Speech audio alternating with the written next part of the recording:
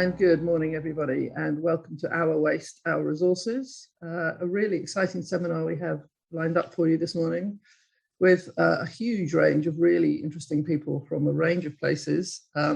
This is an event that's been developed jointly by my colleagues in Spain and Greece, and with a bit of support from us in the UK. It's a truly international event. And I think we have quite a lot of people joining from all over the world. We have some great experts from around the world, from the UK and from partner cities in Spain and Greece. And it'll be really interesting to understand how different cities approach the issue of managing our resources. And we're all trying to become a little bit more sustainable and look after our resources better. And the key to that is really strong policy, and then followed by that implementation. So I'll be your host. I'll be chairing throughout the morning. My name is Deborah Sachs. I am the Waste and Resources Specialist for the Department for International Trade, which is based in London. And I'll talk a little bit about the role of the DIT later, but I've spent several decades now in the waste management industry, and I'm very keen to develop strong policy both in the UK and around the world. I just need to let you know that the whole session is being recorded. And that your mics and cameras are all disabled, but if you can ask questions in the chat box, that would be very helpful. And also there's a facility on the website to ask to meet the speaker, and then if you fill in that form, we can get in touch with you at a later point. So I'm just going to tell you a little bit about the Department for International Trade and our role in this whole process. So really, I think probably everybody joining understands the importance of sustainable waste management, but the truth is that most people in the world don't have a proper waste management service, and it's only really a few of us in Europe who get a really comprehensive collection service. And that's the first thing to do, is to collect waste, collect materials that shouldn't be escaping into the environment. If you allow plastics, organics, metals, tires, clothing to enter the environment, they can cause all sorts of havoc and damage to wildlife, disease, wider pollution to the soil, water and air, and harm to all of our health. And also there's some serious climate change impacts, in particular methane emissions and carbon dioxide emissions. So if you can capture that material and reuse it and retain it and substitute that methane, for instance, for fossil methane, then you're onto a real winner with regard to climate change. And as I say, the secret to all of this is some really good policy at a governmental level and a local level, and the ability to follow those policies and enforce them. So I guess that'll be the theme for most of today. The Department for International Trade in the UK was established in 2016 out of the old UK Trade and Investment, UKTI, which you might have heard of. And our role is essentially an economic one, to develop jobs and investment in the UK. And we promote and support UK business and exports throughout the world. And a lot of that is about exchanging ideas and exchanging policies and supporting foreign direct investment. And I just wanted to mention UK export finance, because in the context of businesses, this is quite a useful tool. It's perhaps the leading export credit agency around the world. And it guarantees a company that they'll get paid, essentially, if they do work abroad. So if you're selling goods to another country or to another market, another local government, for example, UK Export Finance will make sure that you get paid. They'll give you various kinds of guarantees and lines of credit. So I just wanted to mention that because it's a very powerful tool. And if you want to do business abroad, they can help. The main condition, the main criteria is that 20% of the project value is spent in the UK. It's actually a fairly low percentage, particularly compared to the way that other countries handle this approach. But that's our condition. So I just thought I'd mention UK Export Finance and our role in promoting good governance and good waste management throughout the entire world. So although I could perhaps talk about policy endlessly, we have some real experts here. So at this point, I'm going to hand over to Hara Ziru, who is from a really well-established consultancy called Eunomia, which has grown over the years from just a handful of very bright young people to an international organization that operates throughout the world and specializes in advising governments on policy and legislation. So, Hara, I would like to pass over to you now. Thank you very much, Deborah, and thank you for joining us today in this very interesting event. I would also like to thank our organizers as well for all the consistent and committed preparation for today. If I may share my screen and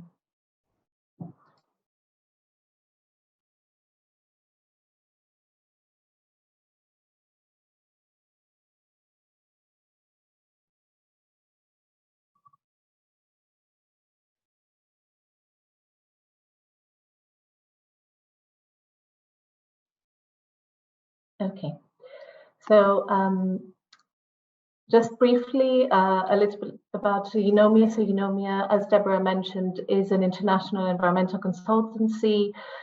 We started in 2001, based in Bristol in the UK, and we expanded over the last 20 plus years in Brussels, Athens, the US, New York, New Zealand as well, and Australia.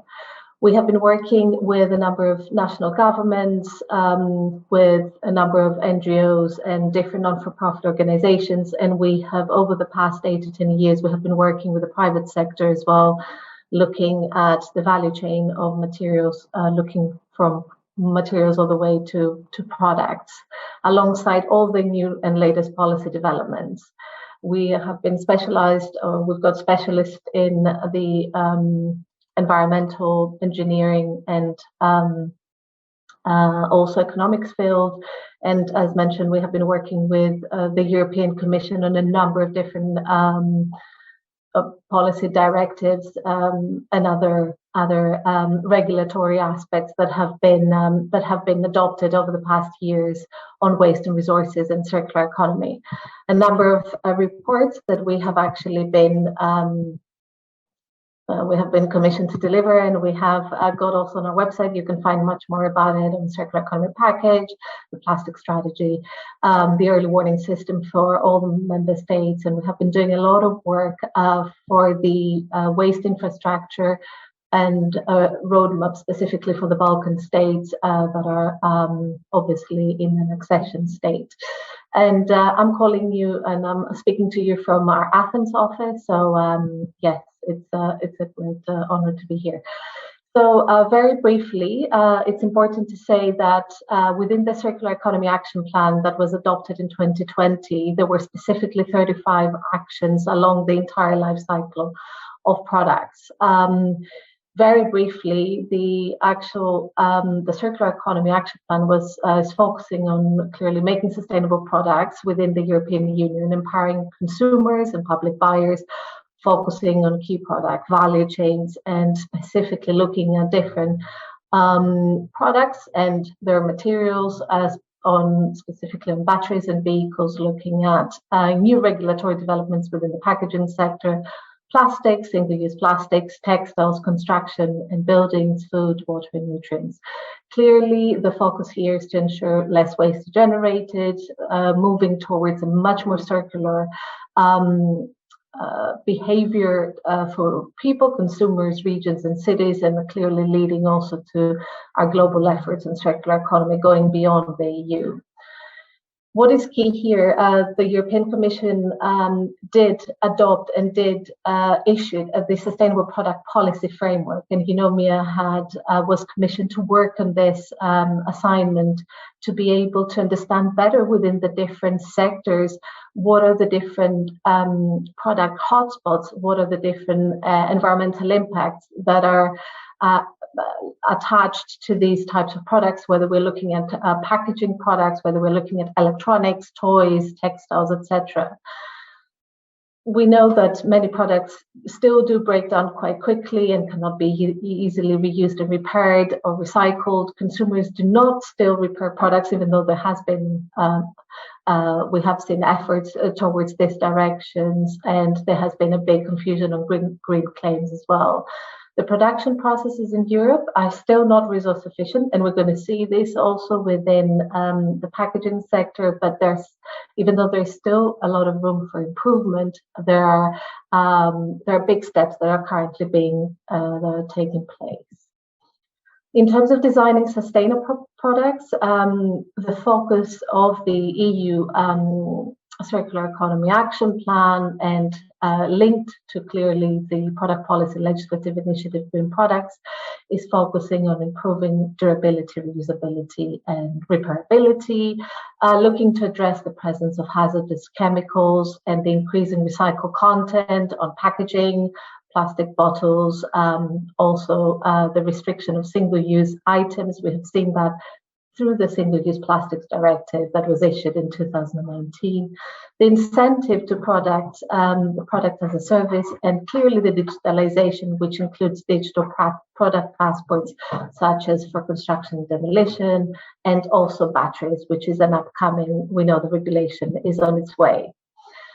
So less waste, more value. A couple of facts here, a couple of targets, and a couple of key elements that we should retain and we should keep an eye on. Clearly, by 2030, no more than 10% of municipal waste should be going to landfill in the European Union. That includes the total ban on the landfilling of waste, which has already been separated and sorted for recycling.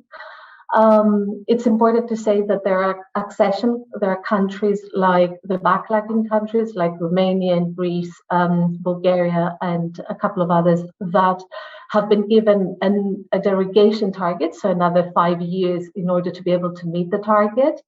The recycling and reuse of municipal waste must reach 65% in Europe by 2030, with a target of 75% for the recycling of packaging waste. There has been within the new EU Waste Directive specific waste reduction targets, the enhancing of the implementation of the requirements of the extended producer responsibility schemes. So here it's very important to say that the extended producer responsibility schemes are now looking specifically, for example, for packaging minimum requirements that are much more stringent and are becoming a mandatory requirement for all EU member states. Continuing modernizing EU waste laws, that goes without saying, and clearly proposing to harmonize separate waste collection systems across the EU. As we've said, yes, there's a big importance of the current revision of the EU Waste Framework Directive. You may have known or heard that currently the European Commission is reviewing the EU Waste Framework Directive and is looking further to some public consultation to improve further the current directive. Specifically within the Waste Framework Directive, it's quite key to say that there are specific requirements apart from the definition for municipal solid waste, to make sure that there is clearly separate collection from households, including paper and cardboard and glass, metal, plastics, bio-waste, packaging, waste batteries, and bulky waste, including mattresses and furniture, and that mixed waste and separately collected waste from other sources, where such waste is similar in nature and composition to waste from households. We also know that there is a separate collection obligation to bio-waste by 2024, and this is key. Concerning circular economy good practices and how this fits with all the EU waste legislation and the EU waste obligations as well that have been set. We have done several studies, and it's quite interesting not to just maybe highlight that the European Union has a lot of room for improvement, but where certain good practices have been implemented and have delivered good value. So one of them being the preparation for use targets in Spain. This is the first European country that set a mandatory national preparation for reuse targets. for we, that was back in 2015, the first Green Public Procurement National Action Plan back in 2013, and this was set in the Italian decree, including all public sector tenders for products and services that were directly related to energy usage. So we also have other examples, including the UK Plastic Pact, which is a very key initiative, a collaborative initiative delivered by RAB, bringing together stakeholders from across the plastics packaging value chain to be able to increase recycling, improve the design of packaging products with great results. Where do we still see that there's still room for improvement? There are very, very strict targets, and there are very clear targets for under the EU Directive on Packaging and Packaging Waste. There are new targets on plastic packaging. There are targets also on, as we said, specifically all the other materials within the packaging sector. And what makes it even more complicated is the fact that there is now a new measurement method as per the Waste Framework Directive, whereby we need to follow, all member states need to follow in order to be able to calculate their recycling rate for each of the materials. So this has already brought a lot of attention, and obviously what has given us let's say some headache at this stage is the fact that some of the rates are probably calculated slightly lower, and we need to keep working on our methodologies in all member states. So there are specific also targets on recycled content, and this is the first time that we see this here within the packaging sector. So targets to be met, 25% of recycled content for all single-use PET beverage bottles need to be by 2025 and 30% by 2030. Separate collection of single-use plastic beverage containers, that's also a very key target, and there are targets 77% by 2025 and 90% by 2029. And the Commission has said that some ways in order to achieve that is the deposit refund system. And of course, EPR cost extended to public waste collections and clean-up later. And this is, in fact, one of the first times we see that happening within the EU. So if we assume that we will be reaching 55% recycling for plastics, there is insufficient capacity in processing in Europe. And also there is increased quantity of material collected that can also feed high quality recycling outputs into more mature markets. So this is also part of a study we did for plastics recyclers. I'm going to be ending with the very, very key aspect that also we will hear much more in later sessions from the other panelists on bio-waste. So looking ahead, as we mentioned before, under the Waste Framework Directive, it is mandated the introduction of separate collection of bio-waste as of 1st of January 2024. Therefore, member states must and may allow waste with similar biodegradability and combustibility properties, which complies with relevant European standards or equivalent national standards for packaging, recoverable through composting and biodegradation to be collected together with bio-waste. So there are specific requirements that need to be set and need to be followed by all member states. And it's important to say that approximately with a share of 34%, bio-waste is the largest single component of municipal waste in the EU.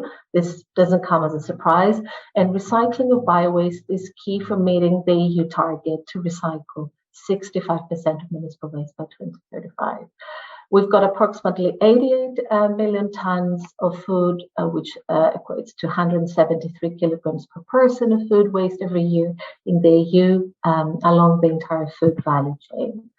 And perhaps, if I may skip that because of also time limitations, I just wanted to close with, let's say, maybe a more hopeful message that, yes, from 1995 all the way to 2019, and this is data from Eurostat, we have seen definitely an increase in recycling. We have seen landfill waste going down, and we have seen definitely illegal landfills closing as well.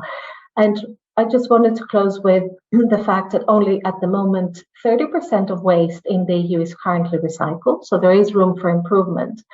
But we still have a number of activities currently taking place in new national legislations that will set the pace in order to improve recycling, reduce our landfill, and also increase composting as well. So I'd like to thank you for your time. Wow, that was quite a good romp through all the interesting policy aspects. And perhaps the key takeaway is the importance of organics recycling. Once you crack that, you're more than halfway there. And everything looks cleaner because you haven't messed up your cardboard and paper by pouring curry all over it. But yeah, organics recycle. So that's one message. And the other message is about the reprocessing capacity, which is absolutely essential. We've really got to improve the amount of processing capacity we have. And actually, plastics reprocessing is quite tricky. It's very energy intensive and quite complicated. And there's, the word plastics, as I'm sure we'll come on to, is not terribly helpful word because it covers a multitude of sins. Thank you very much indeed for just going through quickly all the European legislation, which leads us very nicely to a description of the UK legislation, which will be done by our colleague Keith James from RAP, which is really a sort of partner organisation of the UK government, and to whom a huge amount of work is often delegated in terms of policy development and implementation. So without further ado, I'll introduce Keith James from RAP. Thanks. Thank you, Deborah, and good morning, everybody. It's great to be here with you today. So I'm going to share a few highlights around UK policy and regulation, but I wanted really to set this in the global context briefly. So I'll talk a little bit about what RAP does, then climate change, and then specifically on waste and resource policy. So as Deborah said, RAP is a partner organisation to UK government, but we actually work in 43 countries around the world. So we're a charity. We've been around for about 20 years now. Our vision is a world in which resources are used sustainably. And we do that through a number of levers.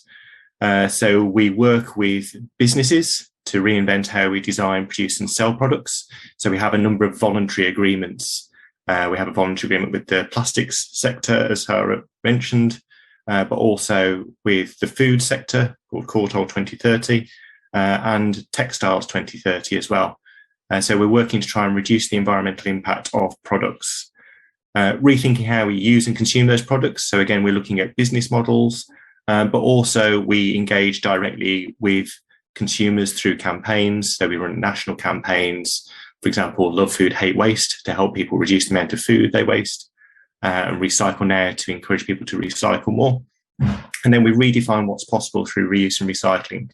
So we work with local authorities and the waste and reprocessing sector to maximise the amount that we can recycle. So engaging people in recycling more, but also tackling the technical challenges to achieving increases in recycling. And this is an area that's going to be really crucial around the world. So countries around the world are committed to achieving net zero greenhouse gas emissions. What the graph in front of you is showing is the UK carbon budgets.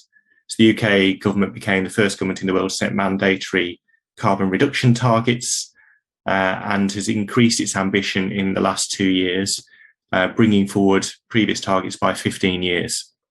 So the blue bar shows the amount of carbon that we've said we're going to emit over a 5-year period, and the orange bar shows what actually happened.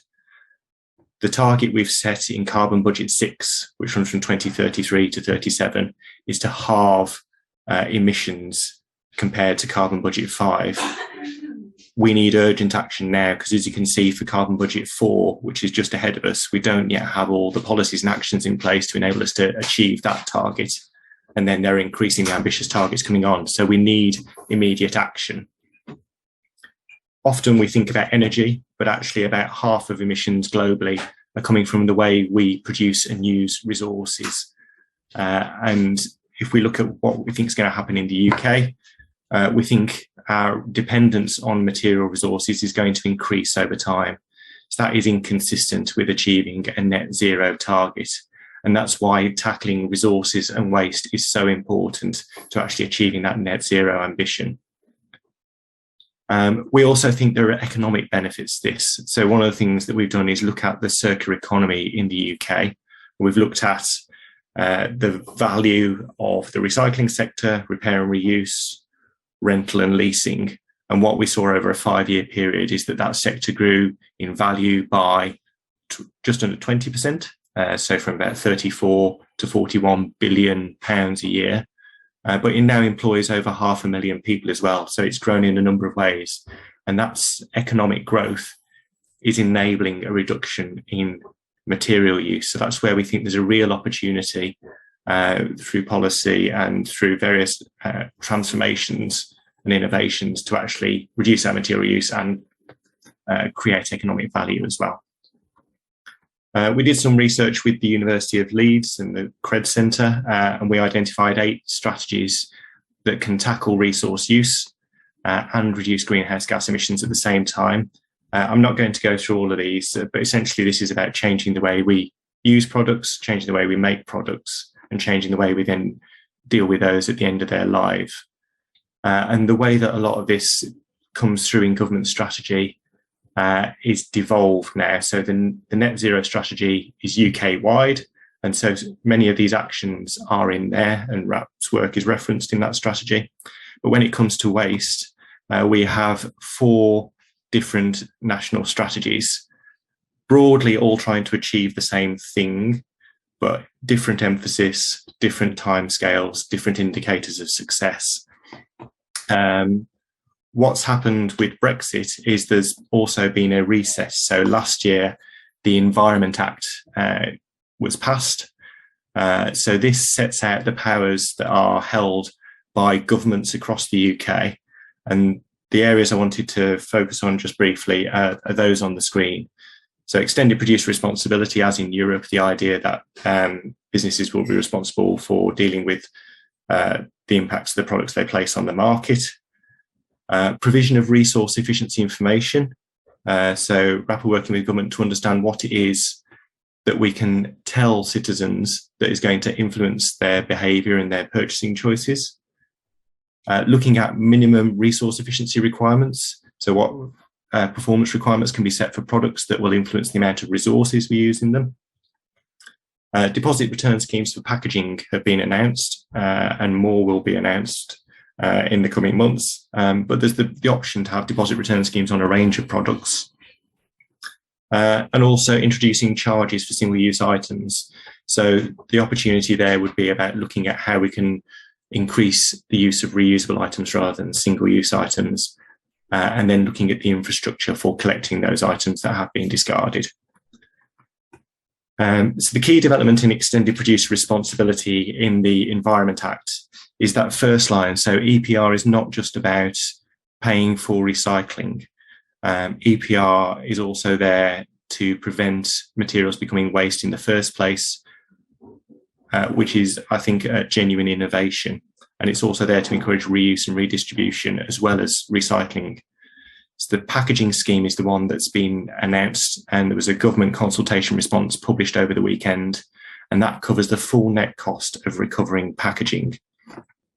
So this is something that I thought would be of particular interest. So that the legislation is going to come in spring 2023, and there will be a new scheme administrator mobilised in that same year. There's going to be mandatory take back for coffee cups by 2024, and businesses placing packaging on the market will have to report on the recyclability of that packaging from October 2024. The full net cost of dealing with that packaging will be paid for by businesses to local authorities through the scheme administrator, and that will cover household packaging waste and waste placed in bins on the street. And then modulated fees will come in 2025 based on recyclability. And at the same time, the proposal is also to introduce reuse and refill obligations.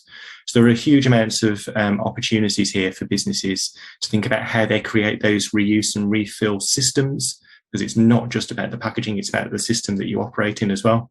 Because obviously things like glass jars are inherently reusable, but you need to have the infrastructure available to allow you to reuse them. And the same for recyclability. A lot of packaging is inherently recyclable, but we need to make sure we are actually recovering it to get those benefits. There's the potential for Scotland and Wales to introduce payments for packaging littered on the ground. So any innovations that can help reduce the amount of packaging that is littered could also reduce business costs there. Mentioned specifically household waste. Business packaging is going to continue under the previous scheme until at least 26-27. The intention is that it's then brought into this new scheme. But the next big innovation linked exactly with what Hara was talking about was about plastic film recycling. So making sure that there are consistent collections of materials. Each of the UK nations has its own strategy for introducing consistent collections, but plastic film recycling is the challenge that we're going to try and address by 2027. And there will be consistent labelling on packaging. So there'll be one label that tells people whether the packaging can or cannot be recycled. And that will all support annual UK recycling targets to 2030. So I think that's the key innovation in UK environmental policy. And the opportunities really are about innovation in the design of products, but also in the design of systems, what is that we can do to recover those products or make more use of them. What are the opportunities for improving the standards for products that will enable them to be reused or have another life. Opportunities to provide information to citizens that is going to give them information about the environmental impact of those products and reduce the resource demand. And then really the opportunities around collection infrastructure and reprocessing infrastructure. So the whole global narrative around plastics in particular is that countries are going to look to deal with their own plastic waste. So there will be a need for more investment in plastics reprocessing infrastructure. There's the challenge of chemical recycling, but also opportunities for other products and materials as well. So things like textiles, how are we going to deal with the textiles that cannot be reused? Looking at how we're going to invest in some of the basic products as well. So although lots of metals are recycled, currently a lot of that is exported from the UK. There are opportunities to recover more value within the UK as well. So there's a whole piece of thinking that needs to be done to look at where we can invest in that reprocessing infrastructure that is going to add value for all concerned. That's a bit of a whistle-stop tour again, but I'm very happy to be contacted and answer any questions. Thank you so much, Keith. That was a very impressive summary of quite a complicated landscape. And again, I think perhaps the key point there is that virtually anything is technically recyclable. Most products, if you're in a lab somewhere with sufficient tools, you can reprocess it and you recycle it into something. But what you really need is the systems and the commercial viability for a lot of these products. So plastic film is a very good example where it can be technically recycled, but in practice, really complicated to collect cleanly and then reprocess in an affordable way. It's that reprocessing infrastructure that we have a big challenge with in the UK. So I just made a note to have a further conversation with you about that. And thank you very much indeed. And there's a lot of policy work going on. The extended producer responsibility in particular is a huge focus in the UK. And I'd certainly recommend that people keep an eye on future developments. So with that, I would like to go to the Zero Waste Cities panel. And this leads really to the point that the pivotal players in waste management are municipalities, are local authorities, councils, the mayors of those councils. And when I do work abroad, I always look for a mayor, political figure in a city who is politically motivated to do something about waste management. Excuse me, because that is the key element of delivering anything. And certainly that's been my experience in the UK. And we'll hear later from a body that's been set up by the Mayor of London to do just that. So we have three really interesting speakers from Greece, Spain, and the UK to lead us through this story. And the first person is, it's my enormous pleasure to welcome the Mayor of Bari Vula, Grigoris Konstantelos. to tell us a little bit about the initiatives that you have made in Greece. Over to you, Mayor. Good morning. Thank you very much for the invitation. Actually, I'm not in my office. I am at the War Museum of the British Embassy. We do have a crisis management course that all mayors should attend from now and then. I will try to present you some of the actions concerning zero waste that we performed the last 5 years here in the city of Vari, Voula, and Vouliagmeni. I would like to greet everybody on board. I'm uploading my presentation on a full scale, if possible. So, dear participants, let me introduce myself. First of all, my name is Grigoris Konstantelos, and I'm the mayor of the municipality of Vari, Voula, Vouliagmeni. Vari, Voula, Vouliagmeni is a municipality in the eastern regional part of Attica, Greece, and is a part of the Athenian urban area and the wider metropolitan area of the Attica region. The municipality has been formed by 2010 local government's reform known as the Kallikratis Plan, by the merging of 3 former separate municipalities, the municipality of Vari, the municipality of Voula, and the municipality of Vouliagmeni, into a joint municipality, a larger one, the one that we call municipality of Vari, Voula, Vouliagmeni. It is located in the center of the Athenian Riviera, Athens Riviera on the seaside, and has a unique landscape that combines coastal, urban, and low mountainous areas, important archaeological sites, and unique nature monuments, like the Lake of Vouliagmeni. The city of Vari, Voula, Vouliagmeni is steadily aiming to become a truly smart, green, and sustainable city in Greece through the implementation of applications that support citizen-centric services based on international standards and primarily in the field of energy efficiency, optimal waste management, smart and green mobility, digital services, smart, green, and eco-friendly local policies. Our criteria for implementing those, most of the municipality projects and initiatives is a decisive positive impact at all 3 pillars of sustainability, the well-known triple bottom line theory, more specifically, people, environment, and economy. And if the presentation can move forward, I would really appreciate that. The implementation of sustainable and environmental friendly waste management practices for households and commercial units is our main priority. By implementing the innovative waste management program of separation of waste at source, most probably in the households, with methodical work and in collaboration with the leading scientific organizations nationally and internationally, we're pioneering nationwide in waste management. And through the actions that we will analyze shortly below, the municipality of Vari, Voula, Vouliagmeni diverts more than 35% of the produced household waste from landfilling, a percentage that rank us at the top of the municipalities in Greece. But our utmost goal is to become a zero waste city. How do we achieve that? In 2 districts of our municipality, we are implementing 2 programs. The first one is a benefit as you save, and the second one is pay as you throw, which have never been globally implemented simultaneously at the same time in the same areas. The program benefit as you save program belongs to the European project Interreg, where our municipality is a lead partner, and the pay as you throw program is a reward model for the participation of the program. The main scope of the benefit as you save program is to instantly incentivize citizens according to their contribution to the separate selection of waste at source and reward them with loyalty points.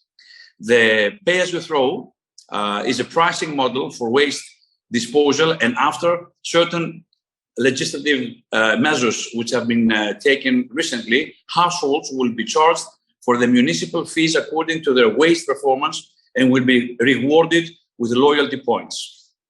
The next phase of the program is to gradually extend it to the entire municipality of Varigula-Vouliagmeni by the end of 2023. We also participate as a key partner in the European Life IP Greece program. For the implementation of the circular economy, we have secured funding of 1.4 million euros. The presentation is stuck. I don't know, my associates are not moving the presentation on the fifth slide. In this program, though, we have organized 7 streams of waste: the paper stream, the glass stream, the PMD stream, which is plastic, still water bottles and Tetra Pak, plastic, green, pruning and gardening stream, organic, which is the food waste stream, and bulky green waste. Collection takes place door to door on scheduled days and times, and households are provided by the municipality with free stickers with a QR code in 3 colors, blue, yellow, and red, and they activate the 12-digit unique code of the stickers by registering it on a specific platform on a specific website. Each household has its own QR code, and the municipality, during the collection of plastic bags, digitally scans the smart stickers and count the collected points and credit the quantity to each household. For each bag that is registered digitally, the municipality creates a digital wallet for each participant, for each household. With a new institutional framework that has been voted recently by the Greek Parliament, our municipality will be the first municipality in the country that will be able to reward participants by lowering municipal fees and or by providing offers and offering additional products and services to the citizens for free. On the next slide, simultaneously, our municipality has developed a comprehensive roadmap on how to gradually implement separate collection of bio-waste in the whole municipality from both local businesses and households. Our system has been systematically expanded in several areas, gradually increasing our capacity in a way that we can simultaneously be sufficiently equipped and at the same time comprehensively educate our citizens, our waste producers. Today we cover 3,000 households or about 8,000 inhabitants, more than 100 large producers like hotels, military camps, hospitals, and others. And we have installed over 1,800 brown bins for the collection. These systems allow us to collect food residues and small quantities of green waste. Our bulky green waste is selected through a different separate collection system. We implement a door-to-door collection scheme, and bio-waste is collected in 2 wheeled brown bins. Each building and large producer receives its own exclusive locked outdoor bin, brown bin, with an RFID tag, and each household receives a small kitchen bin, a key or a series of keys if there are more than one household in the building to unlock the outdoor bin, paper bags, and informational material.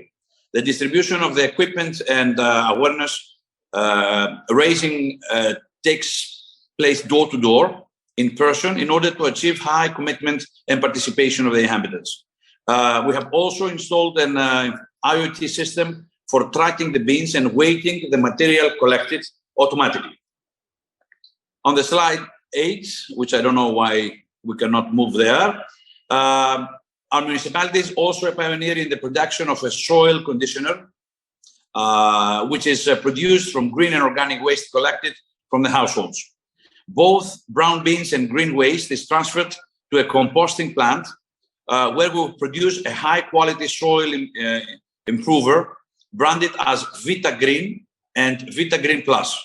We are really proud of this product, as we are the first Greek municipality that produces its own compost on such large quantities. The compost is returned to the citizens as a reward for the participation in the program, as well as sold in the market, in an auction process, in order to close the circle of circular economy. The soil conditioner Vitagreen and Vitagreen Plus is a high quality compost and follows best available techniques based on the Waste Framework Directive, the European Directive 98 of 2008, and is certified as suitable for organic farming so far. We are in the process of issuing an eco-label European certificate.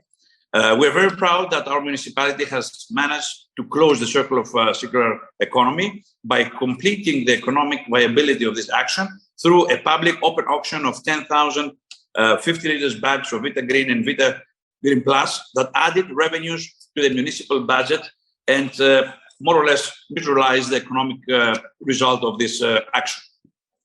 Finally, the Greek law 4819 of 2021 last year obliges all municipalities to set up a separate collection of bio-waste till the end of 2022. Unfortunately, less than 10% of the Greek municipalities have already started, and most of them, they only use this collection of bio-waste for the large producers. The law also obliges all food providers, food and beverage, restaurants, etc., large hotels and food industries to install a bio-waste separate collection system by the end of this year, 2022. This means that municipalities should have the infrastructure to collect this material. In Greece, the main problem is the lack of personnel. After the economic crisis, things that have become very hectic, and the complicated procedures of hiring new employees, public employees. One of the main challenges, though, is that the equipment can be funded through structural funds, even if this task takes sometimes years for approval and implementation, bureaucracy. In conclusion, bio-waste separate collection is a really intricate task for municipalities. It needs consistent steps, determination, commitments, and good organizational structures in the municipality.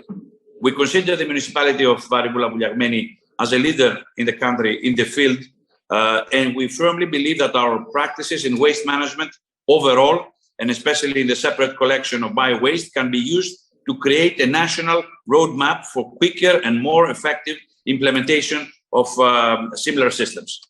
The city of Varivoulia-Vouliagmeni, our lovely city, which I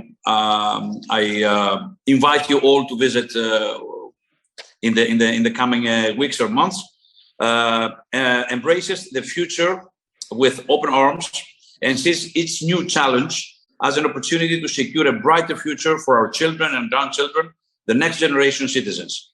There is no doubt that defeating climate change will demand every citizen's energy, creativity, determination, and drive. We all have to work towards achieving this goal from now, not from tomorrow, from now. We are aware of the dangers. We don't need a report to confirm that what is in clear sight. We can see it, we can feel it. The rising temperatures, the polluted air we breathe, the flames on destroying our forests, the floods in our cities. The crisis is real and it's here. This moment demands immediate solutions and immediate actions. This is the fight of our lives, and it's worth it. Our new local Green Deal is a deep environmental issue. It is the cornerstone of our future, a future that includes the preservation and improvement of the quality of all of our environmental assets like air, water, land, soil, and biodiversity. The key to achieving this is the utilization and adaptation of a full sustainable policies and by mitigating and adapting the risk of the climate change. Dear friends, when our children, as I write on my last slide, and our grandchildren ask whether we did everything possible to fight climate change, to save the planet, me and my colleagues will want to say to them that, be able to say to them, yes, we did our best. Thank you very much. Wow. So that was actually really inspiring. Thank you very much indeed for that. Grigoris. I think, sorry for the problems on the presentation. You know, I did it remotely, and it's a bit of a challenge. We'll try and circulate the slides later. I certainly will make sure I would really appreciate that. And I will study them with care. And you've certainly focused on the key issues: bio-waste, communication with residents. You can see you're putting a huge amount of effort into, verbally explaining education campaigns, making sure that the system is absolutely clear and deliverable for each kind of household. Lots of ingredients there. Pay as you throw, actually putting money to the resources and making it cheaper to do the right incentivize the environmental, let's say, sensitivity. It's really interesting because all those ingredients, we know what's needed, and you've packaged them all up in a really major comprehensive package and put them together. And we look forward to seeing all those results. And I'm certainly going to visit. Very, very impressive. Yeah, we have very nice beach also and very sunny weather. A huge advantage, especially since we're expecting snow here later today. Thank you very much indeed. That was really inspiring. Thank you very much. With the right political drive, what can be achieved. So yes, municipalities are the secrets to this, to doing this right. And with that, we are moving on to another major city, which is Barcelona. And I have the pleasure to introduce Victor Michans from Barcelona, who will explain to us a little bit about initiatives there. Victor, over to you. Hello, good morning. Thank you very much for inviting me to explain our experience. That it's a work in progress. We have 2025 targets, so I won't be able to share with you the actual results, but I hope that in some years we can be like a good example of best practices in metropolitan area in Europe. So I'm Victor Michans, as you said. I'm the head of the Planning and Waste Prevention Department in the Metropolitan Area of Barcelona. The Metropolitan Area of Barcelona, AMB, is a second-level administration. It's like a mancomunity of the 36 municipalities that surround the city of Barcelona. And it have some competences in different areas in mobility and transportation. So all the transportation of the metropolitan area of Barcelona, it's being directed by the AMB. We have competences also in some environmental aspects, including waste management and waste coordination, the coordination of the waste management systems. Also in land and housing, so strategic planning and urban development and so on. We have also competences in economic development and also international relations. So this is the institution which I work for. And the metropolitan area of Barcelona consists in, well, it's located in Catalonia, in the northeast part of Spain, and it's the 8th largest metropolitan area in Europe. Okay, it's 3.2 million inhabitants, and we produce almost 1.5 million tons of waste, of municipal waste every year. It's 36 municipalities. Ranging from the largest one, Barcelona, with 1.7 million inhabitants, and with cities around 200,000 inhabitants, a couple of them, and then medium-sized cities around 50,000 inhabitants, and then smaller ones with less than 10,000 inhabitants. So we have a variety of realities. We have almost rural or like suburban municipalities, and we have very dense cities, including L'Hospitalet de Llobregat, which is the the most dense city in Europe. Okay, even more than the Paris conurbation. So it's quite challenging to deal with waste management with such different realities. Okay, so nevertheless, that's what we are trying to do, because right now we have not a very good waste management system. Okay, most of the municipalities collect their waste via open bins in the streets. Okay, so we have a comprehensive waste collection system, but nevertheless, it's voluntary. Okay, so you can choose to separate or not to separate, and no one knows, and no one takes action according to your behavior. Okay, for us, this is one of the main barriers that we have to achieve the goals that Europe has set in the European Union. Okay, so we have collection of paper and cardboard with the blue bin, then glass with the green bin, lightweight packaging, that is metal, plastics, and cartons or mixed material packaging. Then we have the mixed waste bin, the gray one, and also the brown one for bio-waste. Okay, since more than 10 years, all the municipalities in the metropolitan area of Barcelona have been collecting bio-waste, but to not so good results. We will see it later. There is now one of the municipalities, El Papiol, that is collecting, has implemented since October 2021 the so-called smart bins. So you have to identify yourself via a card in order to be able to open the bin and then put the waste according to the separate management system, the separate collection that the municipality has decided. We also have 3 municipalities that collect the waste through door-to-door schemes. The last one started on February and has already achieved more than 75% of collection rate, which is quite normal in door-to-door collection scheme, but it's not quite common, as you see in the metropolitan area of Barcelona. I repeat, it's a very dense area, and traditionally, waste has been collected at least since the 80s via open bins in the street. Okay. We also have some municipalities that have commercial, so they collect commercial waste via door-to-door collection system, which also yields a very high collection rate.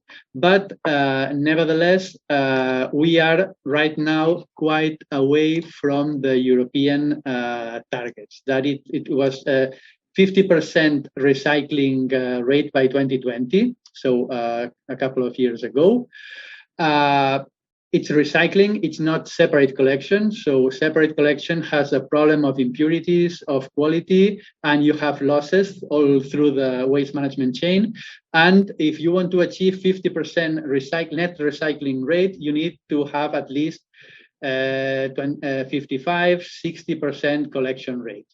Okay, so we are right now slightly below 40% collection rate, and we have been stagnated since 2010, okay, more or less since the start of the previous crisis, waste production decreased, but also waste separation decreased. And we have been, more or less stagnated in the last decade.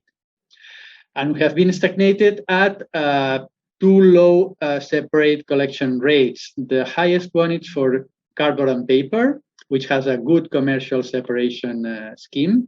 And it's glass. It's glass, which also has a good separate collection scheme for commercial waste. There's a lot of hotels and restaurants, especially in Barcelona, and there is a door collection system that yields a good separation rate. Also, glass, it's a traditional material that people has been used to separate for generations.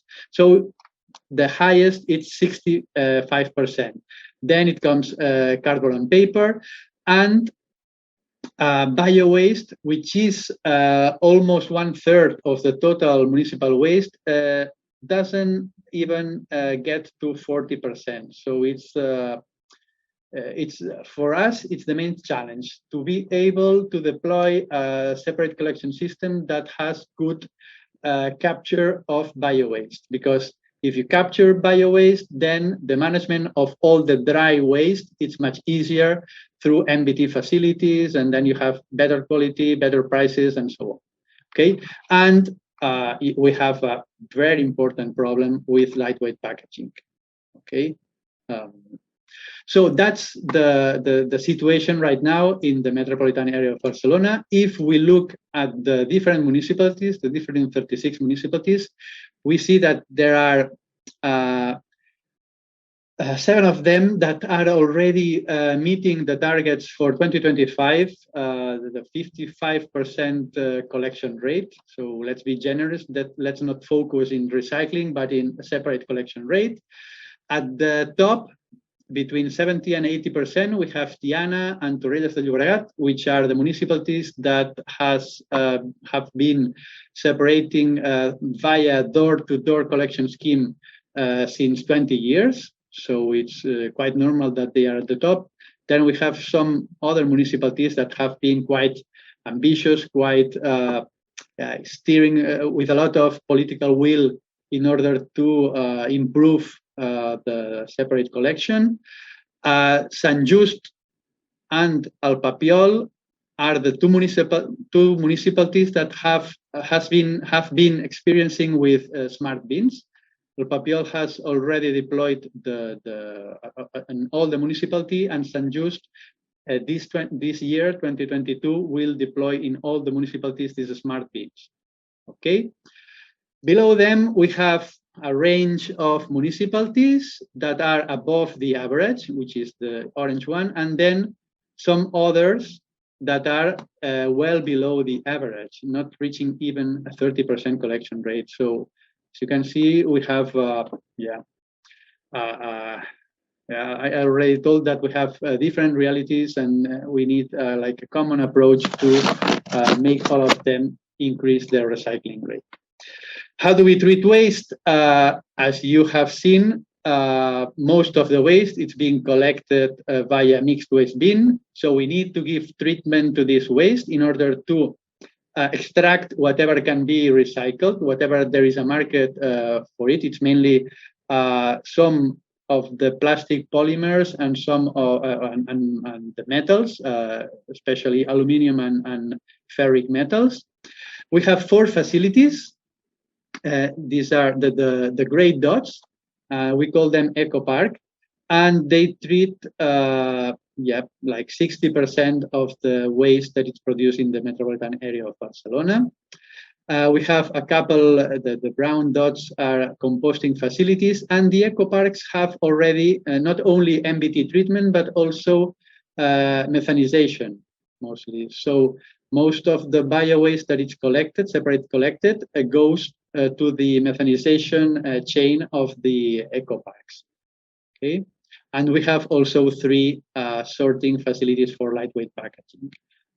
And we have reached our capacity, so we need to increase the amount of packaging sorting capacity. How does this cost? I haven't told you, but the 36 municipalities in the metropolitan area of Barcelona are responsible and can choose which method they use to collect waste. They have full competences on waste collection.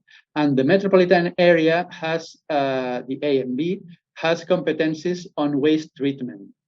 Okay, so the waste treatment cost us 140 million euro per year. That's around 60 euro per household and per year. And how do we spend this money? Well, 76% is treatment of mixed waste. Then we have a 9%, it's treatment of bio-waste. Bio-waste treatment has funding from the disposal fee that has set the Catalan government on landfilling and incineration. And it comes back, so 100% of what is collected goes back to municipalities in order to fund especially bio-waste collection and treatment. So that's why we spend so little money in bio-waste treatment, and then some other cost. Okay. So what do we intend to do? We have in 2019 we passed the Metropolitan Waste Prevention and Management Plan that tries to deploy a new governance system to be able to achieve the European targets, at least 60% separate collection rate and 15% reduction rate. And there is like the cornerstone of this this plan. It's the Metropolitan Agreement towards Zero Waste. It was approved by all of the political groups in the metropolitan area of Barcelona, in the government of the metropolitan area, and it consists in the commitment of all the 36 municipalities to collect at least the bio-waste and the mixed waste streams via door-to-door collection or smart bins. So we need to finish with the anonymity in the participation of the separate collection system. Okay, we believe that via control, the behavior of the population will be better, and we will achieve higher separation rates. And also, they need to have a fair tax, so a pay-as-you-throw scheme or a reduction of tax in people that at least separates bio-waste, because it's our main focus. Okay, so we have been working with all the municipalities in the last year to define their separation system, and we expect that by 2025 we will have all the new separation schemes deployed. We also have a waste prevention plan, but I won't go into detail. Especially, we have a focus in plastic reduction, in one-way plastic reduction.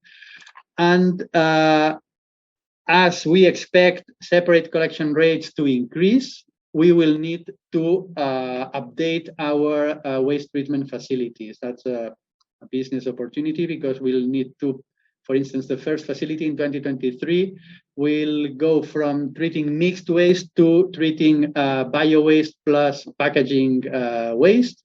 And then we will be, in the next years, in the next decade, updating all the facilities in order to adapt to the new situation. And that's it. Sorry for the slight delay, but I hope that it was worth it. That's fine. Thank you very much indeed, Victor. That was great. And again, emphasis on the bio-waste and the organics and how to manage those sustainably. And you put an interesting slide about the costs, which is perhaps something we have a discussion about later. And there was a question for Grigoris about the costs, which we'll have to come back to because he's left us now, but we'll see if we can find out. And the truth is that you do need to pay for proper services, both collection and processing, and otherwise those costs fall on the environment. So that's my takeaway from that. So thank you very much indeed, and interesting stuff going on in a big complicated city like Barcelona, which takes us to another big complicated city, which is London.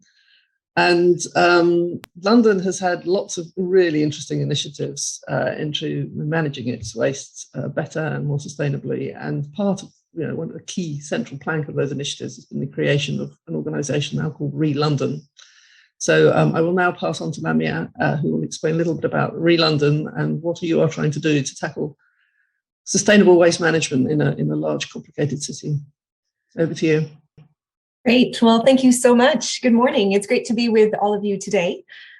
So as I've been introduced, my name is Lamia, and I'm here to share about a little bit more about how my organization, Re-London, is helping to deliver the circular economy in our city, London.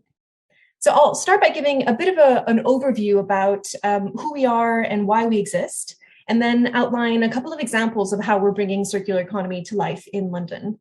So our vision as an organization is of a future without waste, where the way that we make, consume, and dispose of stuff actively tackles the climate crisis and protects our planet. And we've been set up as a statutory body, which means that we are a partnership between the Mayor of London and all the London boroughs or local authorities, that sort of local municipalities in London. And we've been set up to help London waste less and reuse, repair, share, recycle, rent, all of these circular economy activities, do that much more. And our ultimate aim is really to make London a global leader in sustainable ways of living and of working. So we know that 45% of global greenhouse gas emissions come from all the food, materials, and products that we make, use, and consume every day. And that's already been mentioned by Keith a little bit earlier. So what we know is that our relationship with stuff and with resources is really key to tackling the climate crisis. So at ReLondon, the way we tie the waste with the climate emergency is we think about how the demand from citizens and businesses for products and services is driving greenhouse gas emissions. Or in other words, we take a lens of consumption-based emissions. And London's consumption-based emissions, so the emissions kind of embedded within the products that we consume in the city, is actually 3.5 times larger than the territorial emissions. So we actually have a huge opportunity to tackle the climate crisis through revolutionizing our relationship with stuff. And we believe that the circular economy can be the tool to tackle it. And I think we've talked about a little bit what it means, but in essence, we define the circular economy as about keeping stuff in use for as long as possible at its highest value, and then creating a regenerative system around it. So currently, Londoners are responsible for about 12 to 13 tons of consumption-based emissions per person per year through what they consume. And in London, we actually have a target to reduce those emissions by more than the global average. So by 2030, we must fall by 60%. So we need the per person consumption-based emissions to be closer to 5 tons. So it's a huge challenge and a huge opportunity as well. So at ReLondon, we've identified the 5 different sectors or material types that need tackling. And these were chosen because they're where the most action is needed and also where there's the greatest potential for impact to reduce London's consumption-based emissions. And so what we do in practice to achieve our vision for London and support the Mayor of London in these targets is that we actually work with 3 different stakeholders. So we work with the private sector and empowering businesses. We work with the local authorities and the boroughs. And we also work with citizens to revolutionize our relationship with stuff. So when it comes to empowering businesses, it's all about helping them embrace the circular economy by providing expert support, helping them put in place the solutions that are needed in the city and the choices for citizens in the city to help us implement basically circular economy in practice.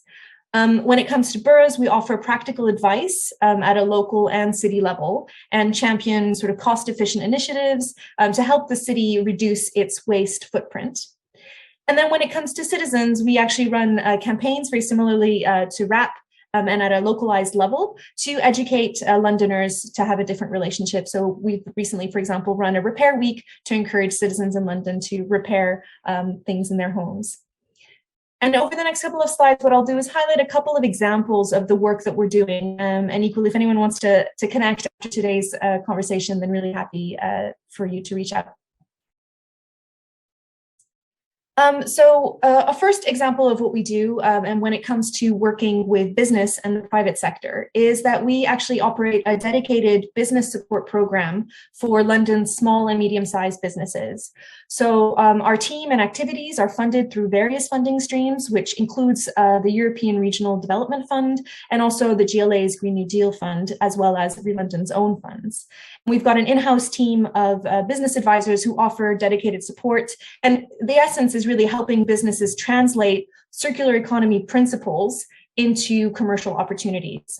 So we offer advice, we administer grant programs for them, and we also broker connections between businesses and potential customers and investors. And we really focus on small businesses because they're the largest group of businesses in London. And they also often don't have the resources to implement this change or scale a really exciting innovation.